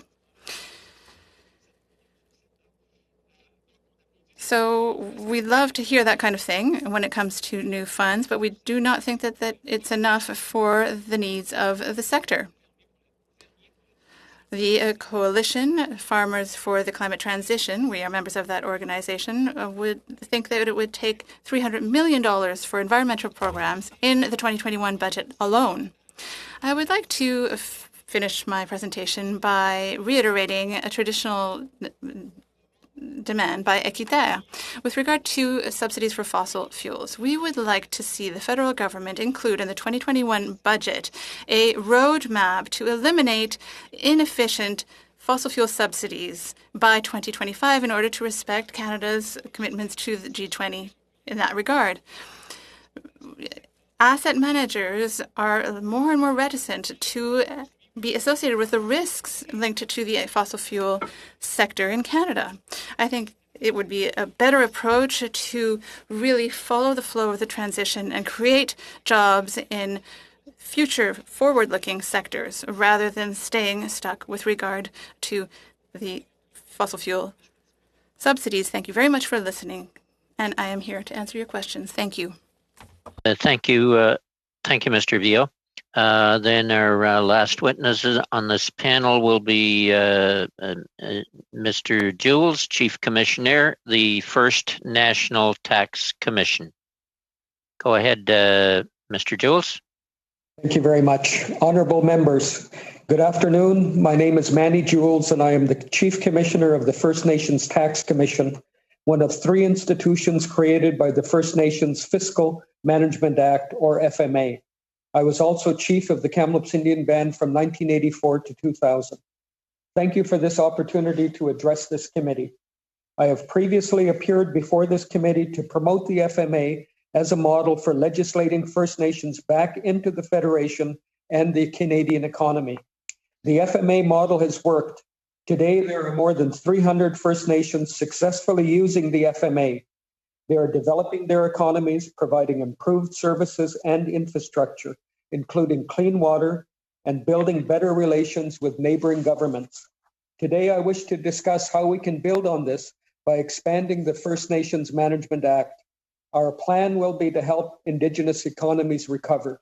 It will bring services and infrastructure up to Canadian standards. It will demonstrate the commitment to real reconciliation. Past pandemics became opportunities for colonization and to legislate Indigenous peoples out of the economy and federation. They were used as justification to take away our title and fiscal powers. They reduced us to dependents and wards of the state, but we are resilient. We have learned from our history. This time we were ready. On March the 24th, the FMA institutions wrote to warn the federal government of the pending health and economic crisis facing our communities. On April 9th, we followed up with a second letter, providing an estimate of the value of these impacts and proposing a recovery strategy. We advised that the impact on our economies would be devastating. We estimated that our governments and businesses could lose billions and thousands of jobs. Sadly, so far, we have been right. We presented the government with an economic strategy to save emerging First Nation economies. It included practical proposals to help maintain services when revenues collapse. The government's economic response to our proposal was mixed. As measures were rolled out over the spring and summer, some of our proposals were supported and others were not. An Indigenous recovery strategy based on the proven success of the FMA framework will enhance the overall Canadian economic recovery. In that regard, we recommend the following measures for Budget 2021. First, expand the First Nations Fiscal Management Act to include the First Nation Infrastructure Institute that, once operational, will speed up the development of our infrastructure and ensure that we get more bang for the buck. We estimate that by building a legislative base and standards, we can start building First Nations infrastructure up to 5 times faster than under the current regulatory framework. Second, monetize existing federal infrastructure transfers so that more infrastructure can be built sooner. This is the most cost-effective way to provide stimulus. At the current interest rates, $150 million over 10 years can provide $1.3 billion in shovel-ready infrastructure now instead of over the next 10 years. Third, expand Indigenous fiscal powers to include sales, resource, tobacco, cannabis, excise, and income taxes, TAKSIS. We are the most transfer-dependent governments in Canada. Less than 5% of our government revenues come from our taxes. This is why most First Nations have poor infrastructure and services, and why this infrastructure deteriorates more quickly. Fourth, expand the mandates of the FMA institutions so they can provide more support to all interested Indigenous governments and organizations. Fifth, practically implement Section 28.1 of UNDRIP and close the $172 billion Indigenous credit gap with an Indigenous land title registry. The incredible success of the FMA has proven that optional First Nation-led legislation works, and that First Nation institutions are key to this success. First Nations want to know that their institutional support will always be there, no matter what economic path they choose going forward. This Indigenous recovery strategy, as proposed, will provide the foundation for a stronger Indigenous investment climate. It will mean that we will have the same opportunities to participate in the national recovery strategy as all other Canadians. I know this committee in the past has strongly supported the Fiscal Management Act and the work of the FMA institutions. I hope we can again count on the support of the members of this committee for these modest recommendations to expand the FMA, strengthen the institutions, and provide First Nations with the fiscal tools they will need to recover from COVID-19. But hope alone is not enough. We cannot let this pandemic leave another generation behind. Our chance to deliver change is now. Thank you. Thank you very much, Chief Commissioner Jules. Then we will turn to our first round of questions, which is 6 minutes. Miss McLeod, the floor is yours. We got two McLeods today at the committee. So Kathy McLeod, the floor is yours. Thank you so much, and thank you to all the panelists. And of course, I am from Kamloops and would especially like to welcome Manny to the panel today. And I certainly will start. I've witnessed the success that they've done. And, 1.5 months ago, Manny and I were at a historic opening, and it was a new water reservoir, and it was funded primarily through development cost charges. So $5 million of a $6.2 million project was funded by the band. And then, of course, last week we had the current government acknowledging that they were going to fail in terms of delivering clean water to First Nations. So that was after sort of 5-6 years and billions of dollars of commitment, and it's going to be a failure. So I think we have to recognize the system is broken in terms of delivery of infrastructure projects. So, certainly recommendation one, I would first of all like to hear a little bit more about recommendation one, because we have a system that's failing in spite of billions of dollars, and I've witnessed success of having a different way to do things. Mr. Jewell, floor is yours. It's very clear that the institutional framework we've developed through optional legislation absolutely works. And it was proven by the example that MP Kathy McLeod just raised. What the band was able to do is utilize the tools under the FMA to develop development cost charges, put aside X amount of dollars on an annual basis, and create an incredible water system that will expand the industrial and commercial development lands on our reserve and provide better water quality. And what you see happening right across the country is that the federal government, through its regulatory regime, has tried to deal with water quality and potable water, but haven't been able to meet its own measuring yardstick, if you will. And what we're proposing is the creation through legislation of First Nations Infrastructure Institute, so the federal government could monetize its own expenditures in capital and development and infrastructure. And also at the same time, giving and harnessing the potential of the fiscal transfers that we should be getting. As an example, right now we're collecting about $110 million in real property tax right across the country on First Nations lands. But over those same properties, the federal and provincial governments are collecting $700 million. And what we're asking for is change to that policy so that those monies that are generated within our communities can remain with us, so that we can build ourselves better infrastructure, business-ready infrastructure, and create the business climate that the Canada needs and First Nations need for its pandemic recovery. So I guess my next question, and I know that, sometimes people say, well, some communities are better positioned, and so therefore you're near urban settings or have traffic that and development opportunities. I perceive the Institute also would service rural and remote. And could you talk a little bit more in terms of, will that play any role in terms of the communities that perhaps would be hardest hit? One of our advisory committee members is from the far north in Ontario, in a fly-in community.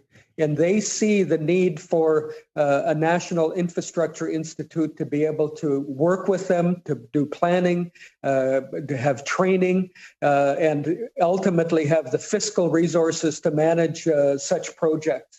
One community on its own just doesn't have the resources nor the capacity to be able to operate complex projects such as this. And if we can begin to monetize federal expenditures, particularly in far northern communities and remote communities, we will all be better off because we're going to be able to coordinate those projects on a national basis, working with individual First Nations.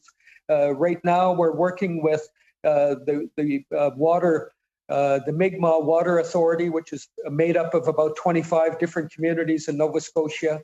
We're also working with the British Columbia Health Authority.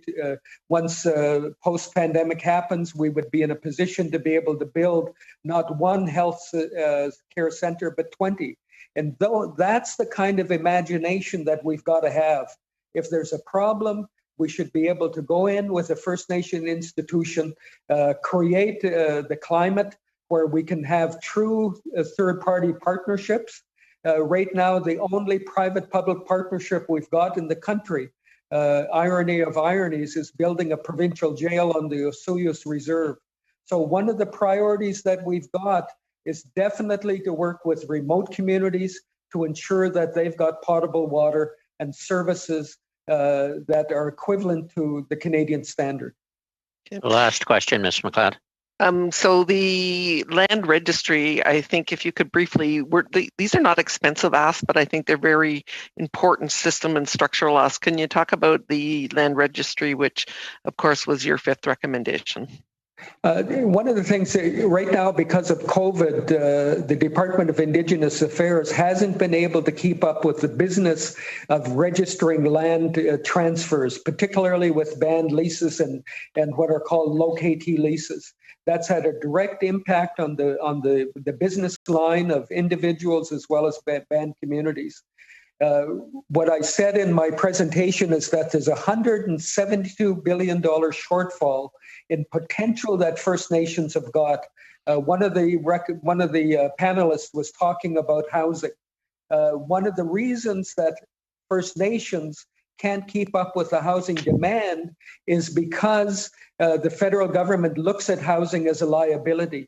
What we want to do is turn that on its head so that individuals would be able to monetize and go to the credit markets to build their own home, have equity in their own home, and be able to retain the underlying title of our own lands. We're not asking that these lands be given up, but the federal government put in place a mechanism that our ancestors asked for in 1910, that we be able to have our own land title system so that we can compete on better terms with the whites, and that we have our own land registry so that all governments would know that these are our lands. The biggest problem is the federal government owns these lands as a result of Section 9124. So the interest is vested in Queen Elizabeth. Okay, thank you. Then on a split 6 minutes, Ms. Kotrakis and Mr. Fragiskatis will be followed by Mr. St. Marie. Annie, floor is yours, 3 minutes. Merci, Monsieur le Président. Thank you, Mr. Chair. I have two questions for Mr. Vio in the interest of time. One of the recommendation in your brief is the following, that the Canada implement a national number for zero-emission vehicles. What regulatory measures and incentives should the government put in place to obtain the objective that you mentioned? That is, selling 100% electric vehicle by 2040. Second question. Recently, the Quebec government announced that it would ban the sale of gas cars within the next decade. Should the government consider implementing that measure across the country? And would that be feasible? Thank you for your question. In answer to your first question, we need a combination of measures. A combination to implement a good zero-emission vehicle strategy to allow us to reduce our emissions from the transport sector and to reduce the car fleet in general. What we want to do with transport electrification, yes, we can replace one gas car by an electric car, but it's not solving anything traffic-wise. And so we need a transfer plan from collective and individual traffic to active transport. For example, more bike usage. There is a great potential there that is untapped at the moment, and we should really look into that. But let me backtrack a little. coming back to measures, the new plan that was announced this morning by the government touches on this issue. There is the zero emission vehicle standard that is presented. Zero emission vehicles have to be presented to users according to a point system. It's quite complex. I won't go into detail. But what we notice as in British Columbia, where this standard already exists, and in Quebec as well, zero emission vehicle car sales are at their highest. So that's a regulatory part. For the offer part of your question, when it comes to other incentive measures, there are financial incentives that were included in the plan announced today that were confirmed once again. Buying incentives, namely. We propose that there be de-incentives for sales, so that there be a royalty system that would make it so that the government is not insuring the royalties, but that the market insures them. So that more polluting cars, people who buy more polluting cars, are paying the price. And so that's a principle that we support as well. So we have the regulatory aspect, the fiscal aspect, and also the other thing that I mentioned. Now, you had a second question on the government of Quebec. And go to Mr. Fragiskatis. Mr. Fragiskatis. Thank you, Mr. Chair. Ms. Eaton, my question is to you. First of all, thank you for the extraordinary work that you and the organization are doing. I note that on the website of the CMHA, it says that the goal that the organization and you have is to work with key partners across Canada to reimagine the mental health system in Canada. That's a direct quote from the vision statement of the group, which is a laudable goal. My question is, how can the federal government help to do that? And what does a reimagined mental health care system in Canada look like? Thank you so much for that question. It's a big goal. And I think one of the ways that we've started to think about it is that while we have universal health care, we do not have universal mental health care. And what you would find in other G7 nations, with the exception of the United States, is a fully funded mental health care system that would include everything from basic sort of treatment like we described with bounce back for depression and anxiety, all the way to the treatment of major mental illness. So right now, what we have in Canada is a system that is funded for clinical care. We fund hospitals and psychiatrists, but we don't fund psychologists, psychotherapists, depression and anxiety care and treatment. So what we want to see is that full cycle of care, the full step care model, as it's called, funded. And the piece that's missing is that early piece of intervention for community mental health care. So in the United Kingdom right now, if you're experiencing depression or anxiety, you can go to a community center and get in-person or virtual care. And it's been fantastically successful. It's inexpensive, and it takes pressure off of the critical care system. So that is the kind of investment that we would like to see in the longer term. Where the federal government comes in is we believe that there would probably have to be changes to the Canada Health Act as one step. And that there needs to be mechanisms where the federal government can fund the provinces to ensure that there is allocation for these other aspects of step care for mental health. Okay, I'm sorry, we'll have to end it there. How fast 6 minute goes. Mr. St. Marie, followed by Mr. Julian. Gabriel? Oui, merci, Wayne. Thank you, Wayne. But before I ask my question, I would like to remind you, Wayne, that you mentioned a unanimous motion adopted this morning in the House, and that was to create a 3-digit number, like 988 in the United States, for people who are in psychological distress, who may be having suicidal ideations. And that received unanimous support in the House. Unfortunately, this afternoon, there was a motion that could have been adopted unanimously, and that was an adjournment motion that would have made it possible to continue the work of this committee next week. The Liberal Party and the Conservative Party were not able to agree, and not even on a short motion that would have made it possible for the committee to meet next week and for other committees to meet, and for our committee, the Finance Committee, to continue its pre-budget consultations.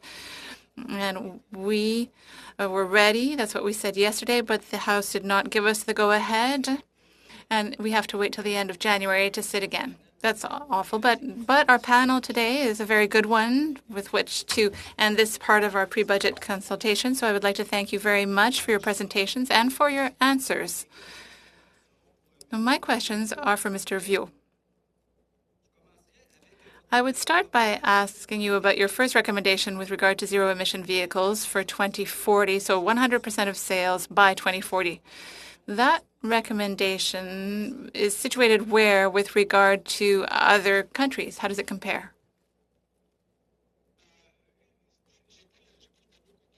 I don't have a comparative table in front of me, but I think that it's average. I think that there are more advanced countries that are looking at 2025. I think it's Norway that wants 100% sales of non-emission vehicles. Ms. Katrakis talked about Quebec in 2035. But what we really like about what the Quebec government announced for 2035 after Canada's announcement about its target in 2040 is that there's healthy competition between the various orders of government to make the movement more ambitious. So if we can go even higher and make it more ambitious in Canada, well, that will be good news. But I also mentioned in my speech that Montreal has a climate plan that creates a zero emissions zone in downtown Montreal for 2030.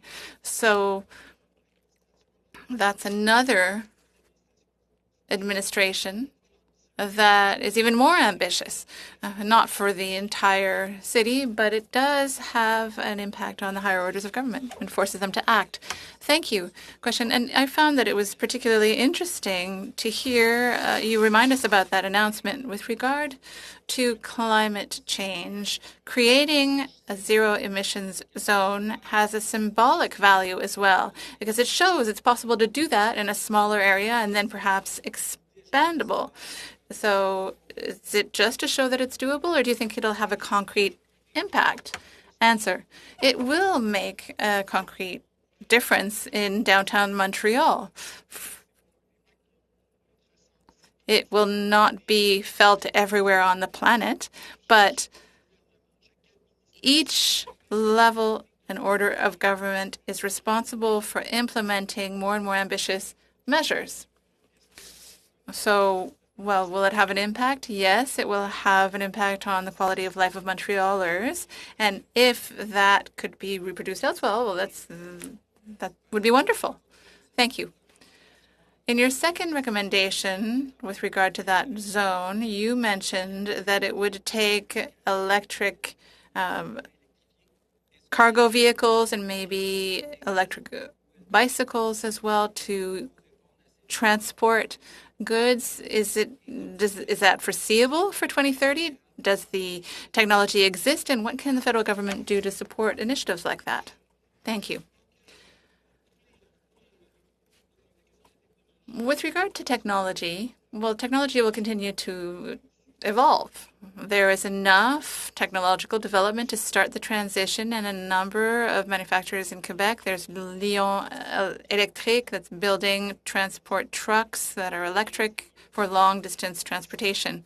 With regard to cargo vehicles that are electric and bicycles, well, often the missing piece is the financial support necessary to be able to help companies that want to get fleets of zero-emission vehicles. That's where the higher orders of government could act to support municipalities so that they can reduce their carbon footprint when it comes to transporting goods in urban areas. The other aspect it was long distance good transportation, and we have the technology of Lyon Electric for that. Thank you. And your fifth recommendation, very quickly then, thank you for all of your answers. I would like to get an example from you linked to your fifth recommendation with regard to abolishing the fossil fuel subsidies. Do you have an example of an ineffective subsidy that should be abolished? Thank you. Answer, 600 million in 2019 in Canada. They should be abolished. For that round, we'll go to Mr. Julian, who will be followed in a 5-minute round by Mr. Polyev. 6 minutes, Mr. Julian.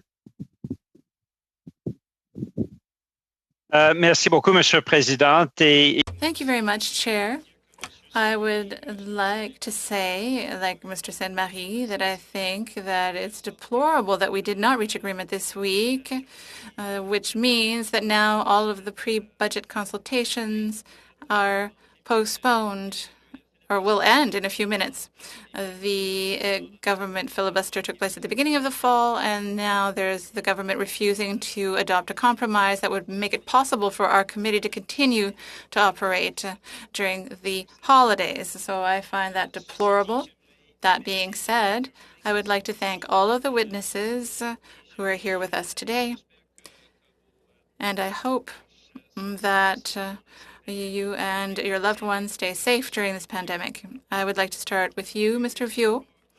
We have a report. The Parliamentary Budget Officer had a report on the financial aspect of Trans Mountain, and you talked about a number of investments that the federal government should make in order to help the environment and to fight climate change. So for Équiterre, would it make sense for the government to invest $14 billion to build the Trans Mountain Pipeline rather than implementing all of the priorities that should go toward the health of the environment? Answer. It's very easy to answer your question. The answer would be no.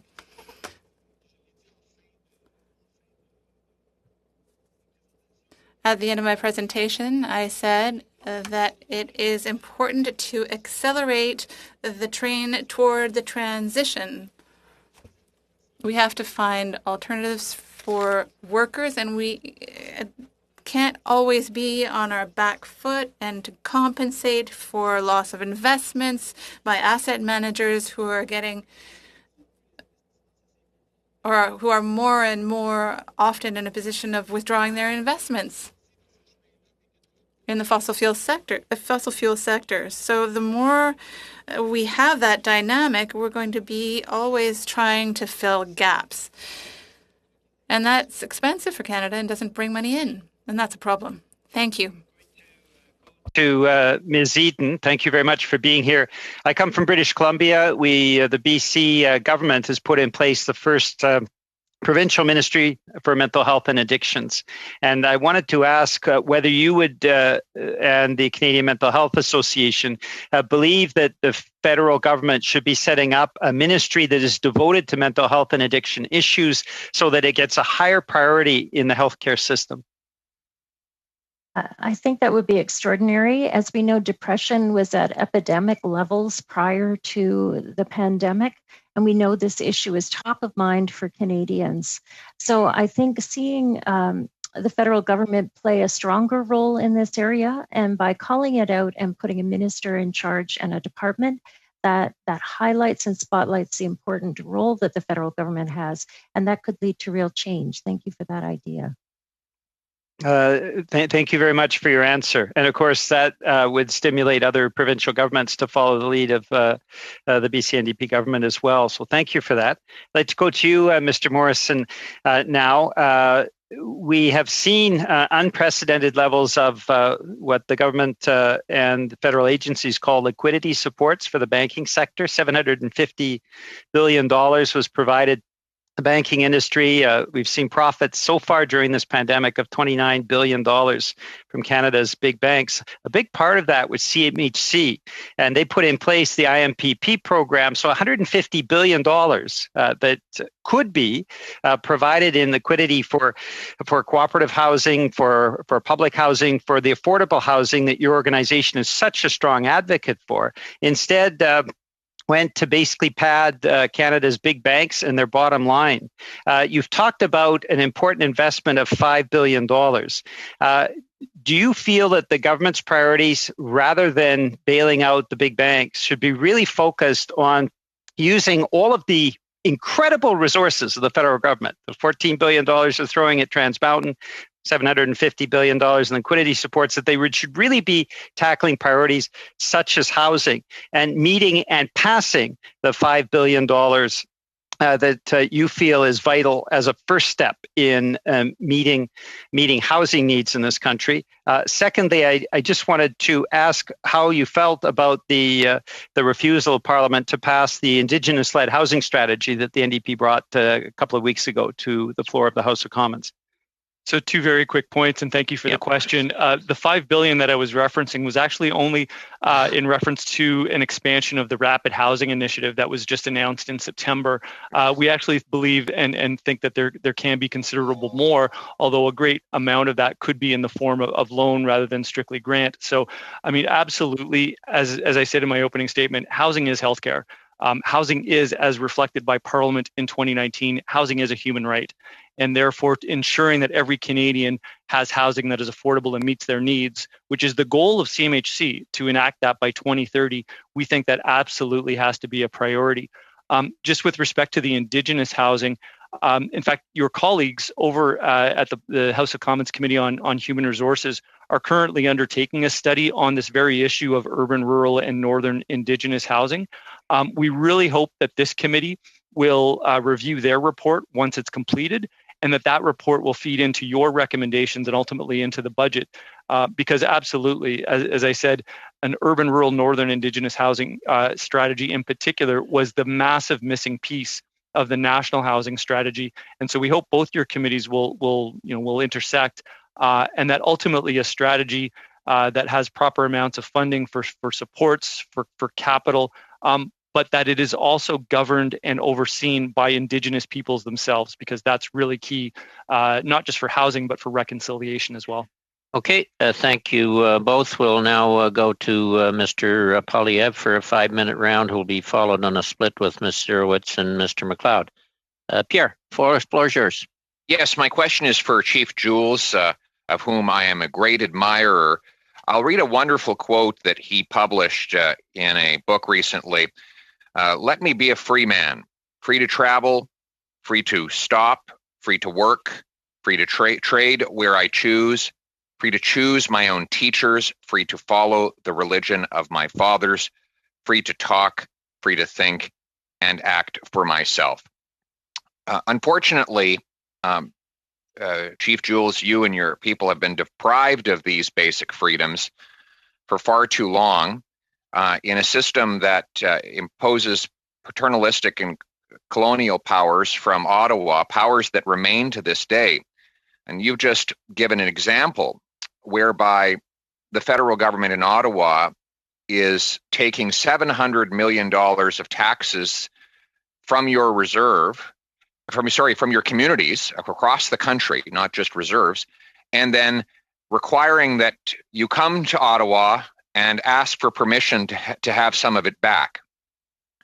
Can you comment on this nonsensical idea that politicians and bureaucrats in Ottawa believe they can take your money away and then tell you how and under what conditions you can have it back? I think this goes to the heart of not only talking about UNDRIP, but actually the whole colonial era under which Canada still operates. And you look no further to systemic racism than the Indian Act. It's one of the earliest pieces of Canadian legislation. It governs the majority of communities right across the country. And in 1927, because here in British Columbia, we were struggling to have a fair and just settlement to the land question, the federal and provincial government took away our ability to raise money through taxes, TAKSIS. And that's the fundamental way in which all governments in this country provide services.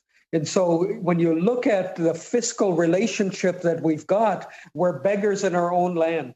And what we want to be able to do is share in the bounty of this land so that we can be major contributors, not only to deal with, all of the issues that have been outlined, but COVID has exposed the fact that we're the most dependent people in this land. That's led to mental health care issues. Right. That's led to the shortage of housing, health care, all of those aspects. And the only way to change that is through the work of your committee.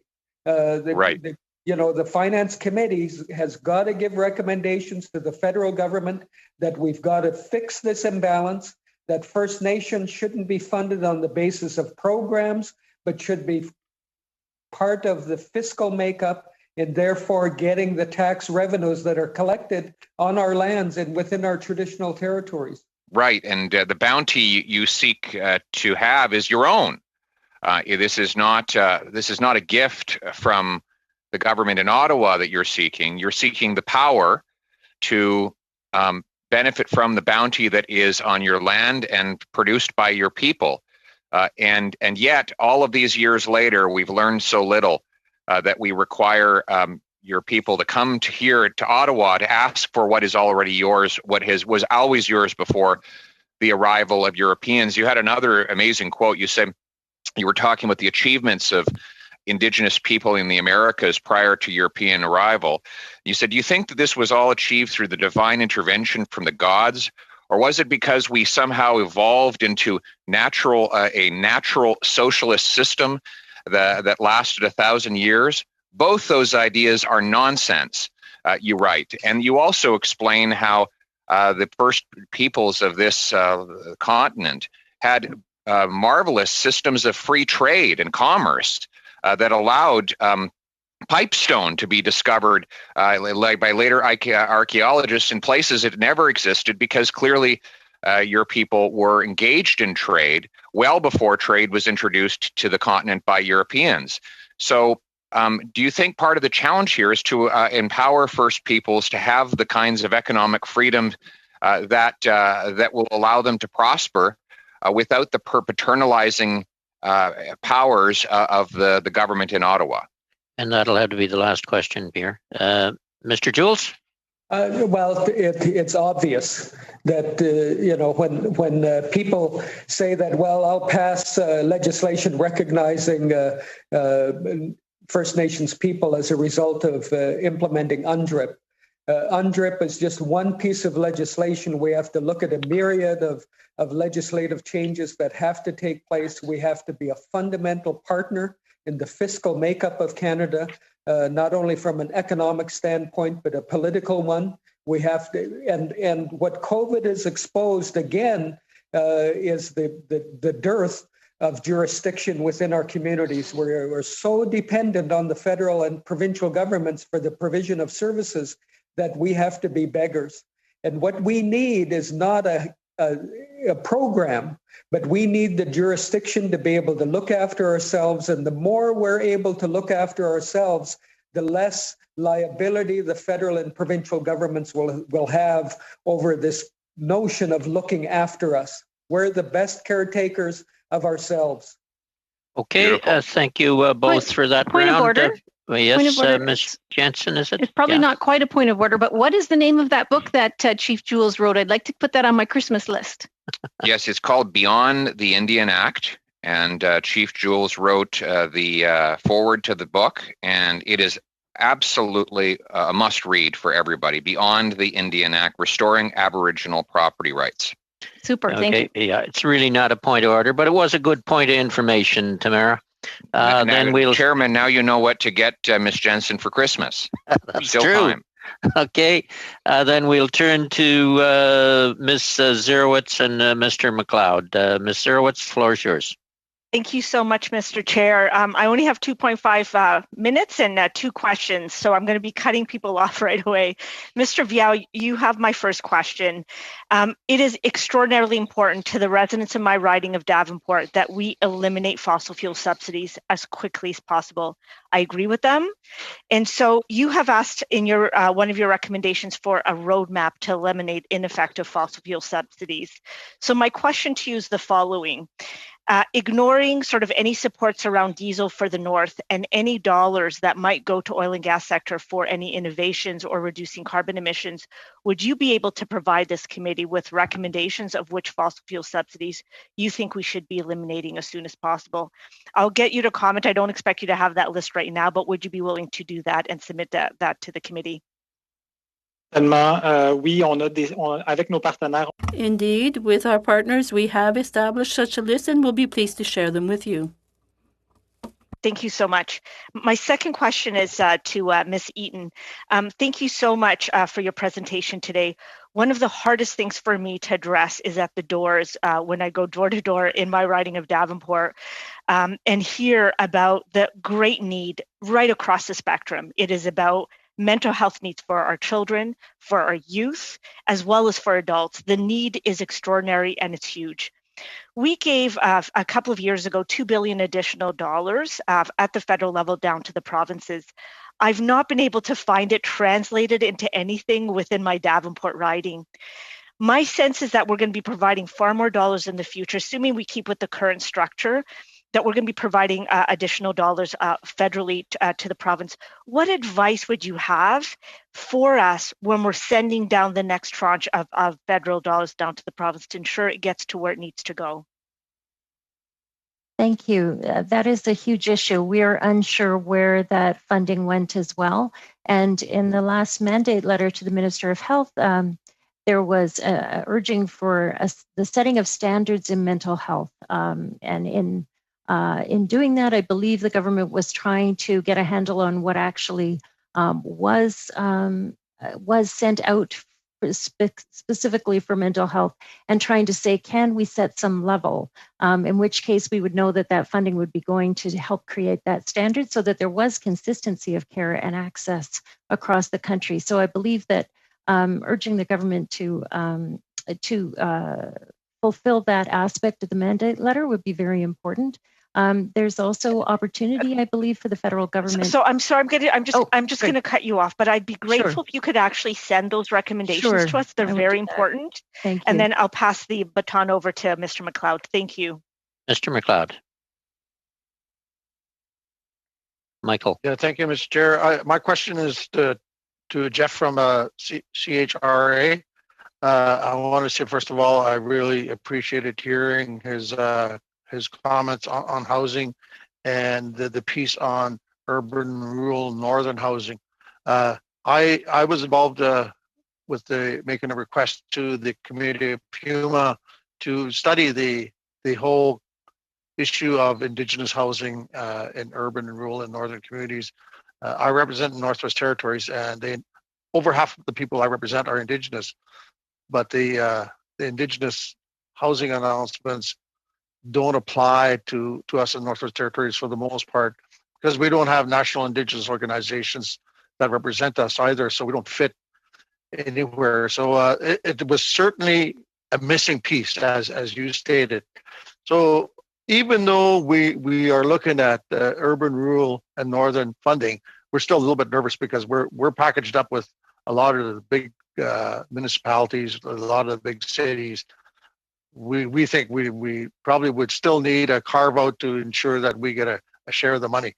I wanted you to talk about that a little bit, about the urban, rural, and northern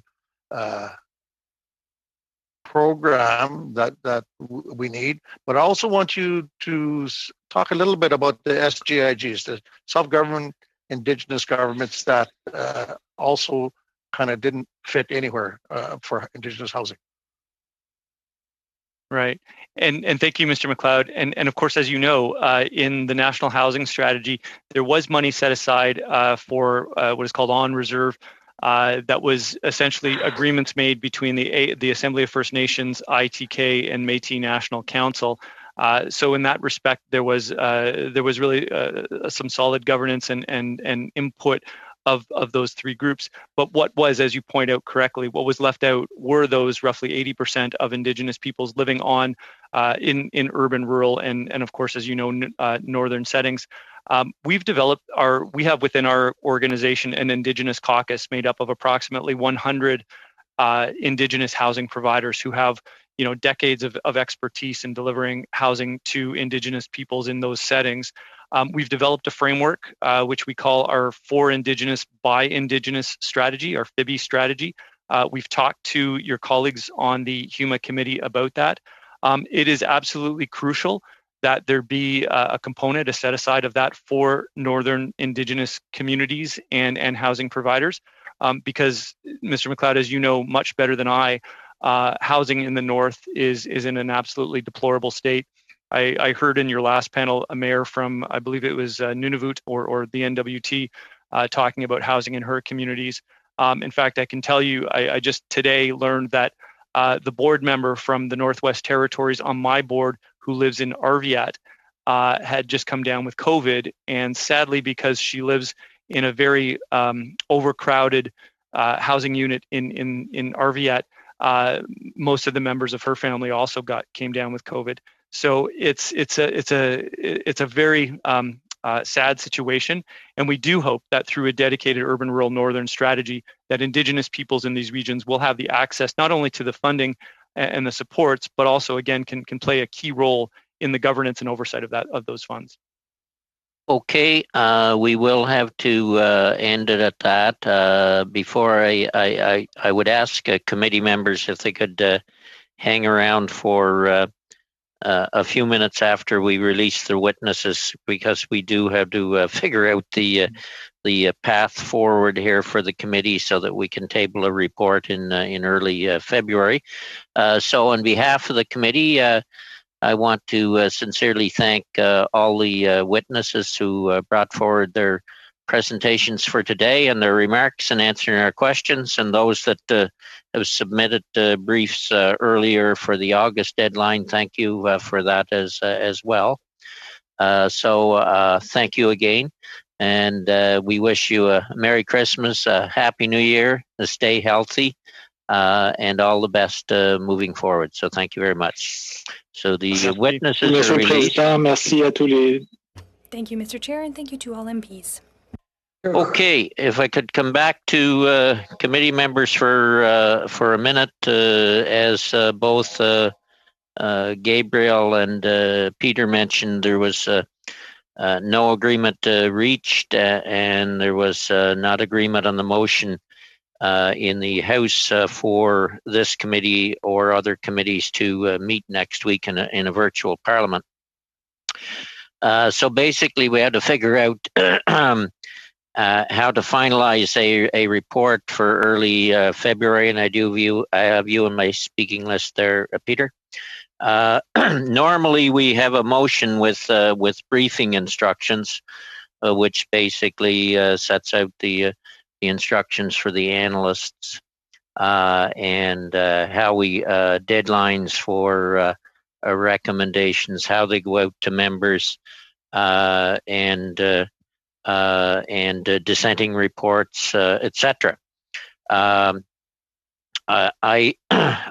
as well, and maybe I should also mention, we had already invited witnesses for Monday. The clerk had a number of witnesses on an agenda for Monday. So we will have to call them, but a number of them, I'm not sure of all, a number have already sent in speaking points that they would have, what they would have said when they appeared before committee. So we may want to consider if those remarks can still be considered, taken in, translated, and forwarded to committee members. And I will go to basically ask people where they think we should go. My suggestion would be that we basically ask the analysts to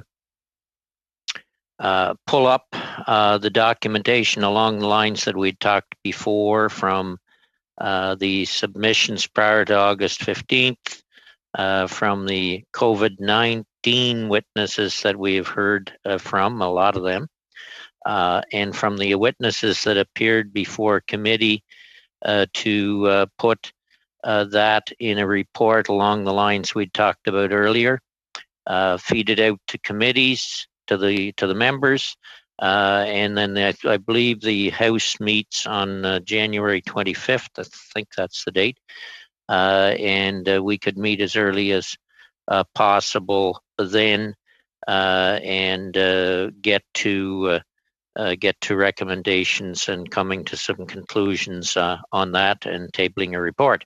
In any event, Mr. Julian first, and whoever wants on the list, I'll go to participants here, and you can either raise your hand or raise it like this. There's not many of us here. Mr. Julian. Well, Mr. Chair, I'd like to propose something to direct our excellent analysts to start preparing the pre-budget report using the testimony on COVID-19, the briefing that we've received over the course of the last few months, the submissions, I think there were 800, as well as testimony received during the pre-budget hearings that we had, and any speaking notes or additional information that was provided, including speaking notes from canceled witnesses. So it's a little inelegant how I phrased it, but I'd like to move that. Do we need to move it, or can we just go to agreement? Sure. I think we can. I think we can just go to agreement on that. Yeah, I just in speaking to it, it is what it is. It's unfortunate. I assume we'll be able to meet virtually once we get past the week of January 25th, but there's no mechanism in place now that the House is adjourned to do it prior to. And we certainly can't meet physically together because provisions mean that we fall back to the old physical meetings. We can't have 12 people in any room on Parliament Hill with the appropriate social distancing. So I think directing the analysts to do that, coming back to this the week of the 25th, will mean that we'll already have a report and potentially even be able to provide feedback so that when we get together, hopefully, we can submit as well our dissenting or complementary opinions and hopefully get it to the House in a pretty forthright way. And I would suggest as well, maybe that in the meantime, once they get the report, that the various parties think about what kind of recommendations they might want to get in writing fairly rapidly, because we really do need to have this report tabled prior to, I would think, February 15th for it to have input. Okay, any others want to speak or agree or disagree? Mr. Polyev, and yes. Then Ms. Jansen. Go ahead, Yes, Chair. I think as part of the budget process, we need as much information as humanly possible, including the sources of funding the government is receiving. And I have proposed, therefore, a motion that I know will not be controversial, because in fact it was the finance minister who's asked me to bring it forward. When I asked her about the bond purchases of the Bank of Canada, she said that I should direct those questions to the Bank of Canada, and that's why I brought forward this motion, and I've given appropriate notice. Committee has had it in its possession now for 72 hours. It simply asks for information on the costs of the purchases and sales of government bonds to bring transparency. This is a $400 billion program, and we have very little details. When I asked the minister, she told me to ask the Bank of Canada. So this motion does exactly that, and I know that I will get unanimous support for this motion from Liberals, given that I'm doing precisely what the minister asked. So I wonder if I can move that motion now.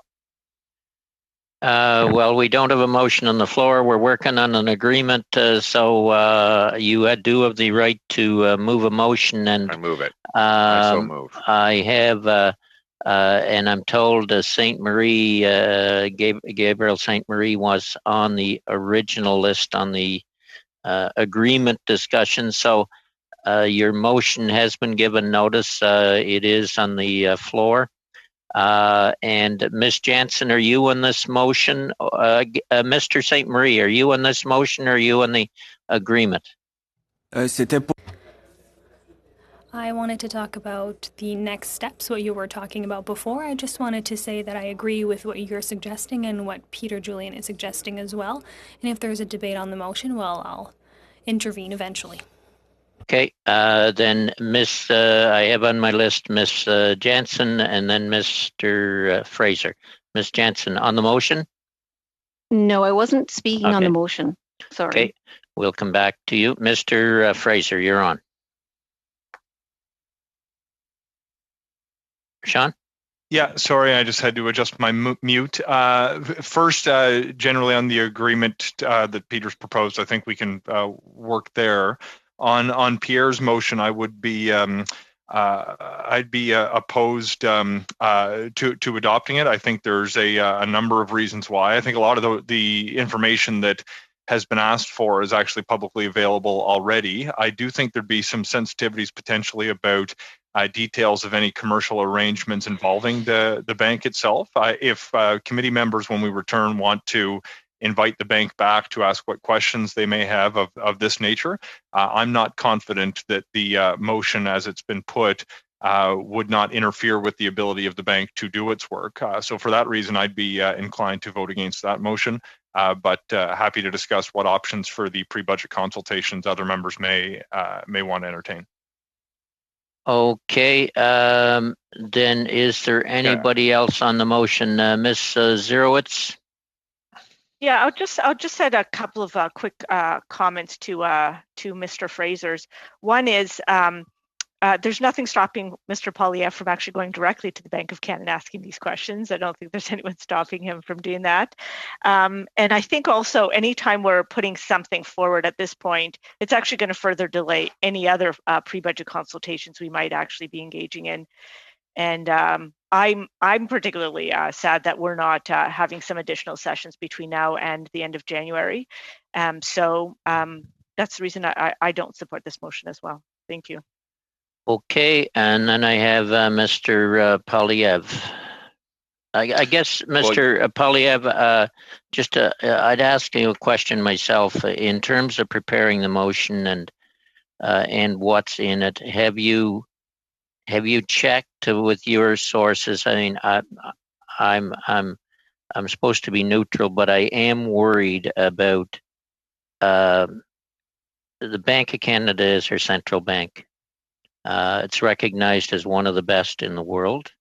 And is there anything that could undermine in your motion the credibility of our banking and our central bank system if we go too far at a committee? Well, the only way that that this motion could undermine the credibility of the Bank of Canada is if the bank has done something wrong. If it has acted above board, then these transactions in public markets, I might add, should be unspectacular. And we should find that there's nothing unusual about them and that nobody has been improperly enriched and that Canadian taxpayers and holders of Canadian legal tender have been protected. If, on the other hand, those things are not true, then you're right, it could impact on the credibility, and rightly so, of the bank. I find the objections bizarre and rather surprising from my Liberal colleagues. First of all, remember, it was the finance minister that told me to make this request of the Bank of Canada, so I did. And to Ms. Julie Zerowicz's point, I actually contacted the bank and asked these questions, and they did not provide answers. So they did not give me the information. So the minister has said that we should ask the Bank of Canada. She said the committee should ask the Bank of Canada. I'm honoring the minister's request. So if she actually meant it, then Liberals who are representing her here today will vote in favor of this motion. Mr. Fraser's objections were self-defeating. On the one hand, he says, well, all this information is public.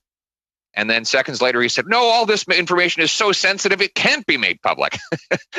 So you got to wonder, which is it? If it's sensitive, too sensitive to be made public, then how is it that it's all public? Well, the answer is neither. It's not too sensitive to be made public for any legitimate reason. But yet it's not being made public because I suspect the Bank of Canada doesn't want any scrutiny for the way in which it has deployed $400 billion of our money. I note that the Federal Reserve south of the border, which is not known for its transparency, has provided more detail, according to the CBC, than has our own central bank. The CBC was able to get more information on the corporate bonds that the Federal Reserve purchased than it was able to get on the corporate bonds that the Bank of Canada has purchased. And when I asked the minister which companies got this money, she said, ask the Bank of Canada, which is what I've done in this motion, as exactly as she asked. Let me just talk about the magnitude of this. This is an unprecedented action by the Bank of Canada. It is not some run-of-the-mill normal activity that we expect from a central bank. Point of order, Mr. Chair. Point of order. Just hold on, Mr. Polyev. Mr. Fraser, you have a point of order? Yeah, just a technical issue. I think my colleague, Mr. Fragiskatos, was disconnected. I see him here now. Peter, are you back and able to hear and take part in the meeting? I am back, Mr. Chair. I think you can all see me. I can all see you. I'm not sure what happened. I was frozen out, and could be a tech issue, could be connectivity challenges on my end. I know that IT can check to see how well my computer is running, but I have logged back in, and I've been here long enough to hear how Mr. Polyev continues to politicize the role of the Bank of Canada. Okay, we will go back to interest, but I appreciate Mr. Fraser for reaching out to ask. Okay, Mr. Polyev, floor is yours. Well, it is in fact the Liberals that are politicizing the Bank of Canada by using the bank as an ATM to fund government spending. And I would note that the finance minister and the governor of the Bank of Canada went out on the same day to say mutually supporting things on the actions of the bank. On the one hand, the minister said she wants to borrow for the long run, selling long-term bonds. The same, within hours, the central bank governor went out and said he wants to lend by purchasing long-term bonds, effectively fulfilling the borrowing demands of the government. The central bank is now on track to owning half of the government's debt with almost no scrutiny. The bank admits that its actions are inflating asset prices and has admitted that the people who are at the top of the economic ladder, the very rich, are going to benefit from that. The bank has also admitted that if this action, which is to print money, leads to inflation, as has been the case in the past, that it would be especially painful for the poorest among us. The poorest people in the country will pay the most for inflation because their wages will be devalued, and the cash which they use as a larger share of their source of transactions will be devalued with it. And so there's a very serious chance of a major wealth transfer from the working poor to the wealthiest 1%, something that runs opposite to the government's purported claim that it wants to redistribute money back down to the poor and middle class. Remember the middle class and those working hard to join it, how quickly they forgot about those folks. They're bragging in this budget, in this fall economic update, that they're going to bring in a $50 million tax on stock options, supposedly to redistribute wealth. $50 million is not even a rounding error for the massive sum of money that they are pumping into financial markets through this quantitative easing program. According to Bloomberg News, in Canada, the wealthiest, the 15 billionaires have seen their net worth rise 32% since the pandemic began. That is even the case for those who are in sectors that have not done well in the pandemic. Now, why is that? Well, because their assets are being inflated by the central bank's actions which it proposes to have go on and on and on indefinitely without limit. We're told that we're not even allowed to ask questions about this. When I asked the minister, to whom is the central bank accountable?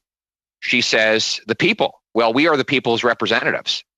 So why is it that we, the people, cannot see the data on this massive movement of currency? This is our money. It doesn't belong to the governor of the central bank. It doesn't belong to any one person. It belongs to every single Canadian. The idea that it's somehow an intrusion into the independence of the bank to ask it to publish information about its transaction in public markets is insane. That would be like saying that it's an intrusion for government to publish details of how it spends tax dollars. Of course it's not. It's the money belongs to the people, and the people deserve to know the facts. What I'm asking for is the same kind of detail that corporations would publish in their quarterly reports. It is most of these transactions have all happened in public markets, but they're very difficult to track because they're so large in scale, and it's very difficult to match up what bonds the government, the central bank sold with the ones that it purchased. The bank has the expertise to perform these calculations and transactions, and if it chooses not to, then the parliamentary budget officer could do so instead. Now, there are reasonable people who support the central bank interventions. I think that I happen to have my criticisms, but I respect those who have told me that they believe the bank is doing the right thing. You know, you're entitled to your opinion, and a reasonable, thoughtful person could arrive at that perspective. And I am not proposing a motion to condemn the central bank or to disagree with the decisions that it has made. I will do that in another forum. So I'm not asking committee members to render a judgment for or against what the bank has done. I'm simply asking for the information about what it's done to be public, and so that Canadians can judge for themselves.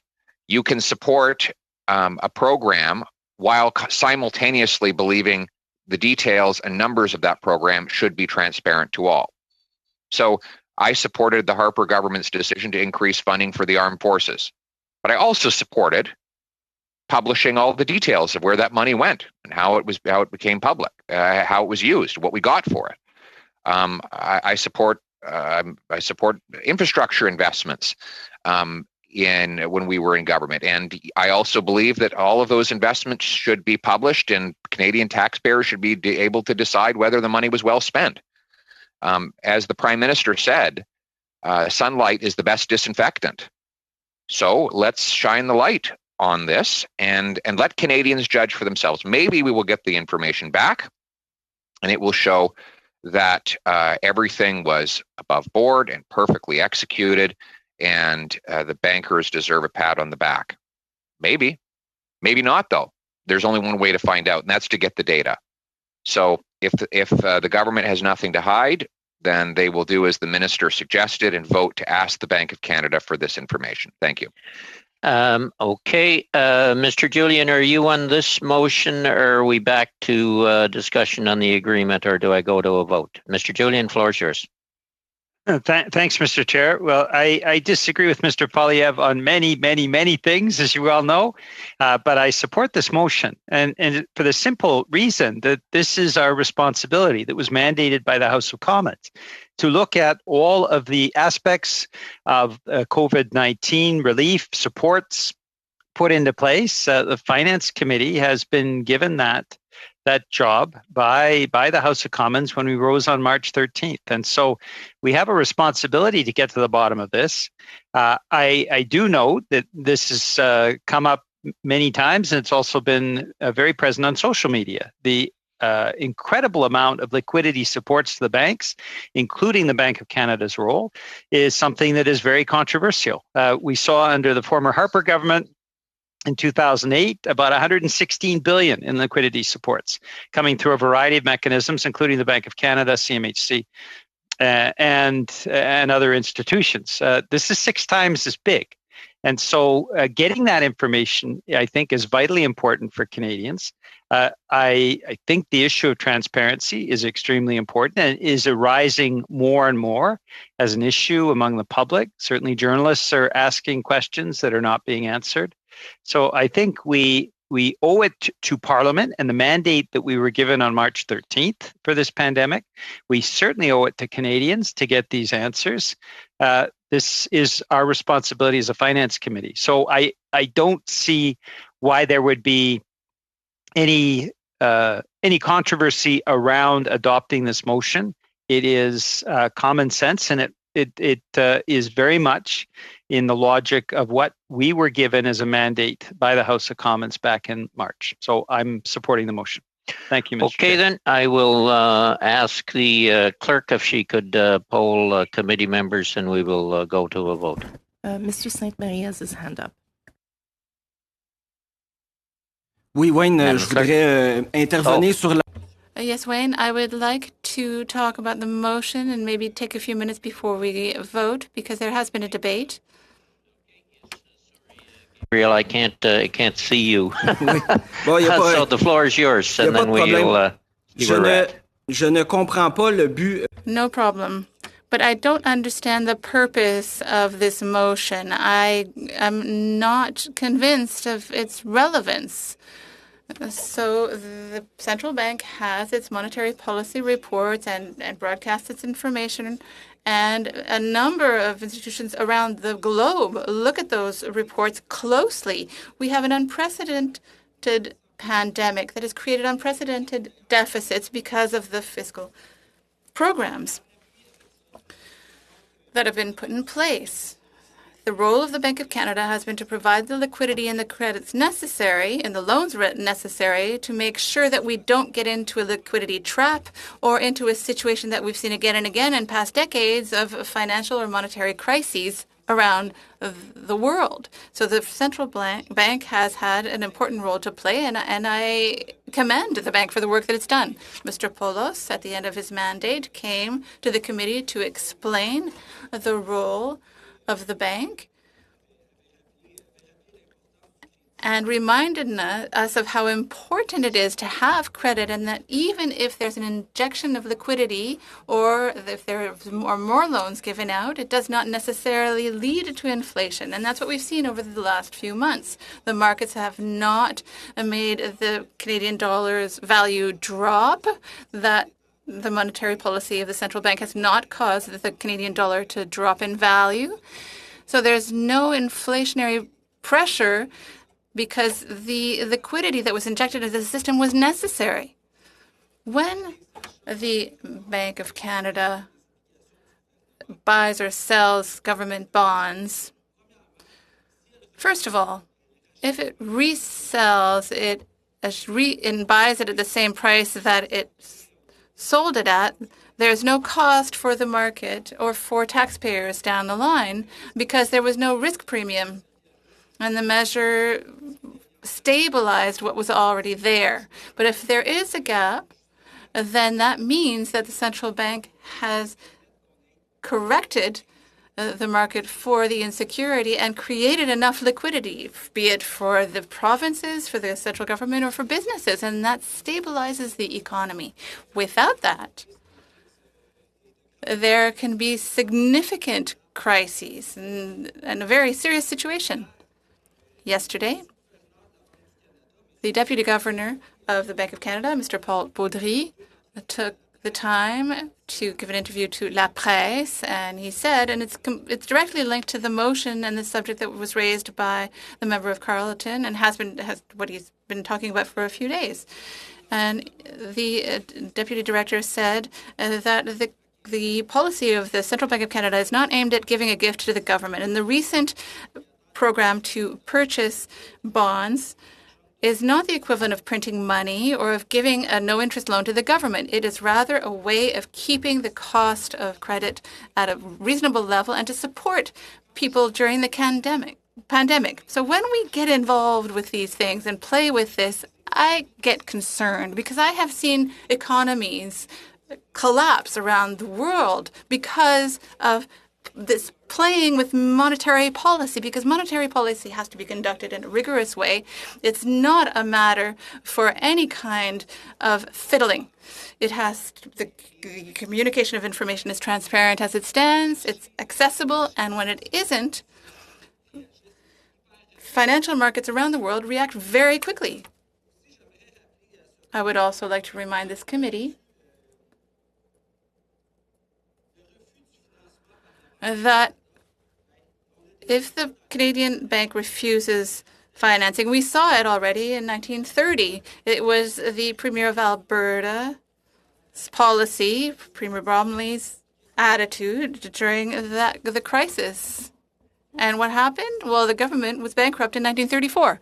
So if the Bank of Canada were to not play its role properly, it wouldn't lead to a bigger deficit. It would be the international financial markets who would say, whoa, wait a minute, risk premiums would go up, the dollar would go down, or there would be an increase in interest rates. But that's not what's happening. So I think that the information is being communicated properly. And I think that if you ask the parliamentary budget officer, and it's his team who've been doing an incredible job since the beginning of the huge job, and to go into this work would be a very long job, and to give it to us just before the holidays would delay everything else. And that is why I do not support this motion at all. Thank you, Mr. Chair. Okay, thank you, Mr. St. Marie. Are we okay, Ms. Jansen? Yes, thank you. Just before I go to you, Ms. Jansen, there's still some hands up from previously. Everybody check their raise hand or lower hand so I know what we're dealing with. We'll go to you first, Ms. Jansen. Yes, what I'm really concerned about right now, we're talking about, the undermining of credibility, but what we're about to do undermines the credibility of this committee. I mean, first of all, we have all decided, it seems like, that we're going to take a month off. We all have good jobs. We're not losing our jobs, and we're going to take a month off. And we're going to vote at the same time to make sure that we don't get information out of the Bank of Canada that Canadians are concerned about. Canadians want to know about this issue. Transparency, as we all know, is absolutely imperative. And especially right now when people are losing their livelihoods and their lives. So we need to really consider who's going to actually have their credibility undermined if we go through with turning down this motion. Okay, you are still your hands up, Mr. Polyev. Go ahead. Oui, je suis très déçu que. Well, I have to say I'm very disappointed that the Bloc doesn't want to play its role in terms of seeking transparency in this matter, and that they want to help both the government and the Bank of Canada to keep secrets so that Canadians can't judge for themselves what it is that is happening with what is their money after all. Now, the MP may agree with what the Bank of Canada has done in terms of transactions while supporting transparency. That is exactly what this committee has done when it's come to government expenditures. In response to COVID-19, we have said yes for those who've lost their jobs. Yes, we've said wage subsidies for those who've lost their jobs. And yes, as well, to transparency. We want to see exactly what this money was used for, and that's the reason why we've requested the Auditor General to do an inquiry and to share the results of this inquiry. And this is also why we've asked the PBO to do an inquiry as well. And that is also why we are now asking questions, and that is why we've held meetings of this committee throughout the summer so that we could review those expenditures very carefully. Now, the MP and I could speak at length about this matter. I find it interesting that he thinks that the Alberta government was in control of the Bank of Canada during the 30s. I don't know if he's aware, but it's not provincial governments that control the Bank of Canada. But perhaps he thinks otherwise. Alberta is not a sovereign country, as far as I know. And so it was an interesting observation that he made there, historically speaking. But that aside, he's also said that the Bank of Canada doesn't print money. Well, obviously, that's not the case. The Bank of Canada does print money. It's spoken to an increase of 8%. That's the greatest increase since the 80s. And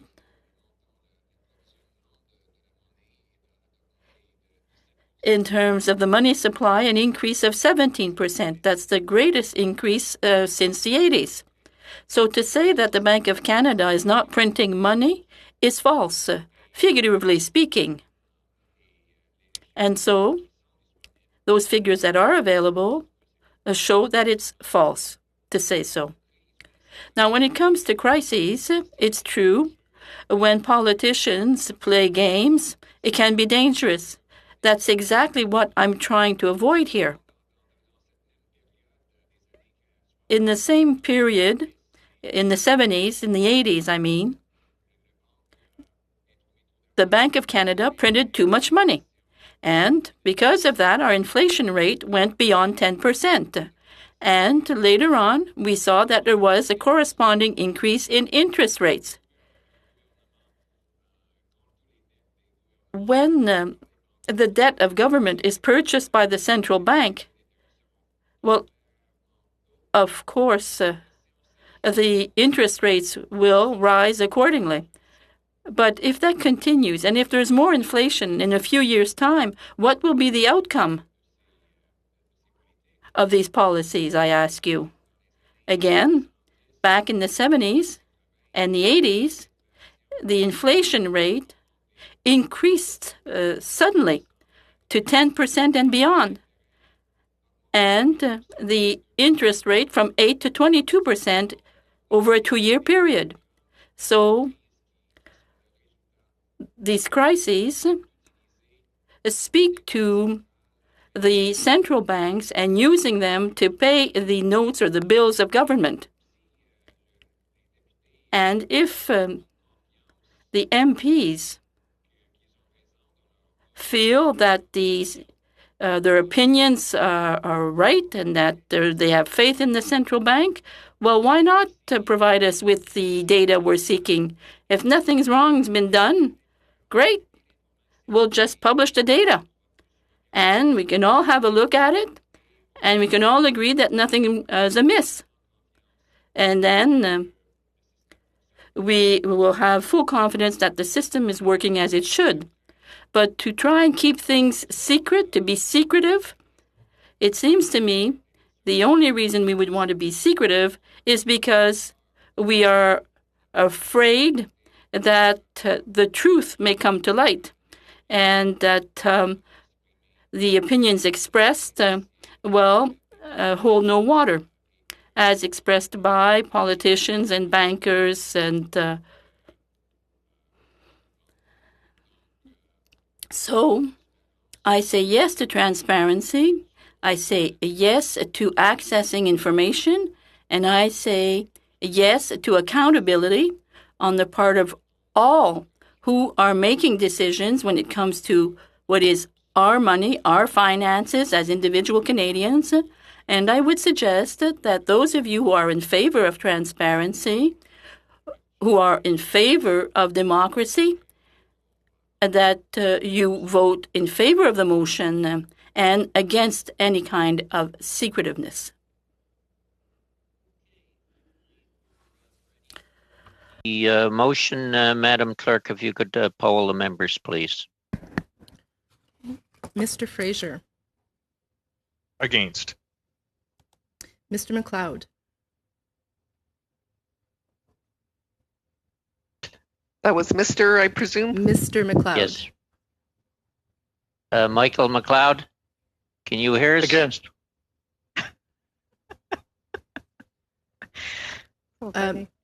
How will you be voting?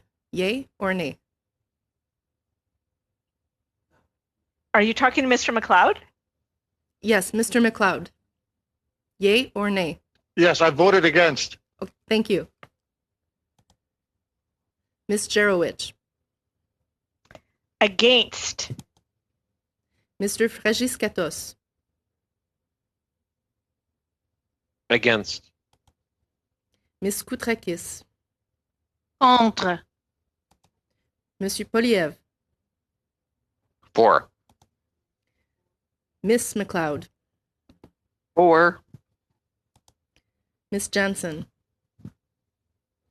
For. Mr. Kelly. For. Monsieur Sainte-Marie. Contre. Mr. Julian. Monsieur le Président, je suis pour la motion. Chair, I'm in favor of the motion. We have 5 yeas, 6 nays. Okay, all right, the motion is lost.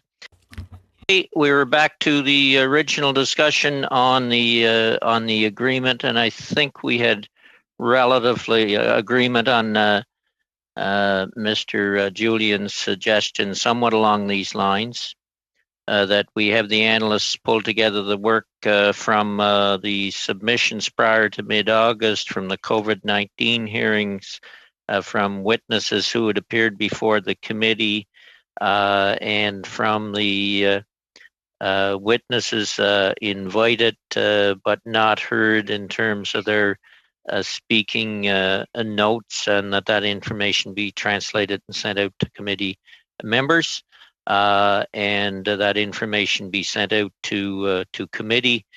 We come back at the first opportunity when the House meets after January 25th, and finalize our report and work on our recommendations and table as soon as possible. That relatively the agreement.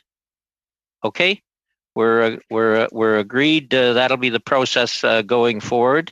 That does, I guess, conclude our last meeting in 2020. And to say it has been a challenging year would be an understatement. But I will say in this committee we had some interesting times. We've heard from a lot of witnesses overall throughout the year, a lot of good witnesses.